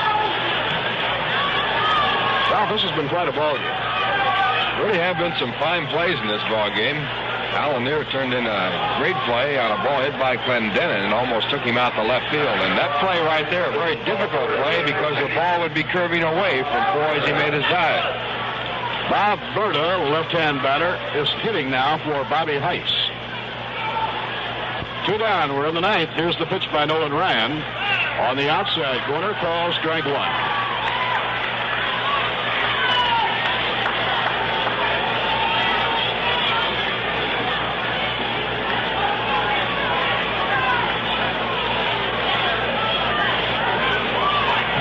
Davenport on first base with 2 men away. Ryan delivers. His curveball misses outside. 1 ball and 1 strike. The Giants have used 3 pitchers today. McCormick worked 5, Frank Reberger 2, and Frank Lindsay 2. Lindsay relieving in each game of the 3-game series. And the pitch. Foul pop-up back toward the stands. No play for Duffy Dyer. Duffy giving chase, but it's going to land in the crowd.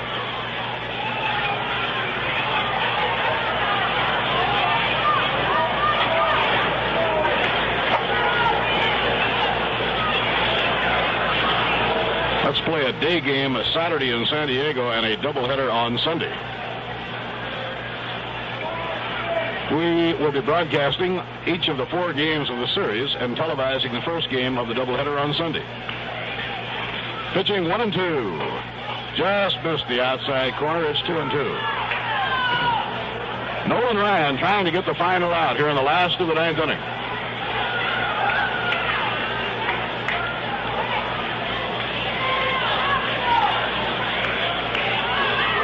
The 2-2 delivery. Fouled, back over the screen, no play. Berta just putting the bat on that one to foul it off. Berta, a left-hand hitter. Clendenon not holding against the runner. He's back at fielding depth. Nolan Ryan strolling behind the mound. Now comes up on the pitching slab to get his sign from Dyer. Mets 4, Giants 1, bottom half of the 9th.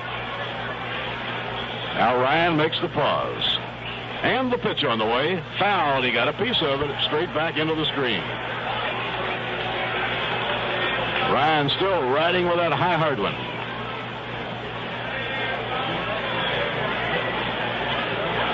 Mets 4 runs on 10 hits, and the Giants 1 run on 3 hits. And Willie Mays is around the bat rack. Pitching 2-2. Ground ball hit hard, but right at Boswell. He's up with it, throws to Harrelson. The game is over, and the Mets win it. What a performance by Nolan Ryan. Nolan Ryan has started 3 games. He has pitched a 1-hitter, a 2-hitter, and now a 3-hitter. What pitching by Nolan Ryan of the New York Mets. In the 9th inning for the Giants, no runs, 1 hit, no errors, and 1 left on. Final score as the Mets take the rubber game of the 3-game series. The New York Mets 4 and the San Francisco Giants 1. The final score, the Mets 4 and the Giants 1. And for the recap, here's Ralph. All right, Bob Murphy, the game-winning hit came in the first inning, but the insurance runs that came in the 5th and 7th certainly helping a lot as Nolan Ryan picked up his 2nd win. Ryan in trouble throughout the ball game in spite of the fact that he gave only 3 hits because of the 8 walks that he issued. In the first inning, Cleon Jones, with 2 men out, walked in the 3-2 pitch. The starting pitcher was Mike McCormick. Donn Clendenon then singled into left field to put Jones down to second. Frank Reberger, while at bat, popped the ball up behind home plate and dropped in. The catcher did not find the ball, Dick Dietz, and it gave Ron a life. Ron then, in a very, very close pitch, 3-2, took it for ball 4 to load up the bases. Joe Foy came up and singled hard to center field, and the Mets had 2 runs in, and that proved to be enough to win the ball game. They got insurance runs in the 5th on a triple by Bud Harrelson over the center fielder's head, a single by Cleon Jones to right, and also picked up a run in the 7th on Tommie Agee's home run to left field. For Tommie kept his 11-game hitting streak going, and it was a hard drive over the left field fence. In the ball game, the Giants used McCormick, Reberger, and Lindsay on the mound. McCormick, the losing pitcher, now 1-2. Nolan Ryan with a record of 2-1. Time of game, 2 hours, 46 minutes. And the attendance here today was 5,149. Line score of the ball game, as the Mets won their 10th game, they have lost 9. And incidentally, the Mets now have won more games in the month of April than they ever have in their past history, winning their 10th game here today. San Francisco with a record of 10 wins and 12 losses. The Mets 4 runs, 10 hits, no errors, and 8 men left on. The Giants 1 run, 3 hits, no errors, and 7 men left on base. New York Mets baseball has been brought to you by Ryan. New York Mets Baseball has been a feature presentation of the New York Mets Baseball Network and Rheingold Extra Dry, the beer with a 10-minute head, and was brought to you by STP, the Racer's Edge, and by several local sports-minded businessmen who hope you have enjoyed today's game, and by the staff of WKAJ-FM 102.3 on your dial to make these broadcasts possible. Remember, you'll hear all the New York Mets games at home or away night and day on your New York Mets station, WKAJ-FM in Saratoga Springs, New York. This is the New York Mets Baseball Network.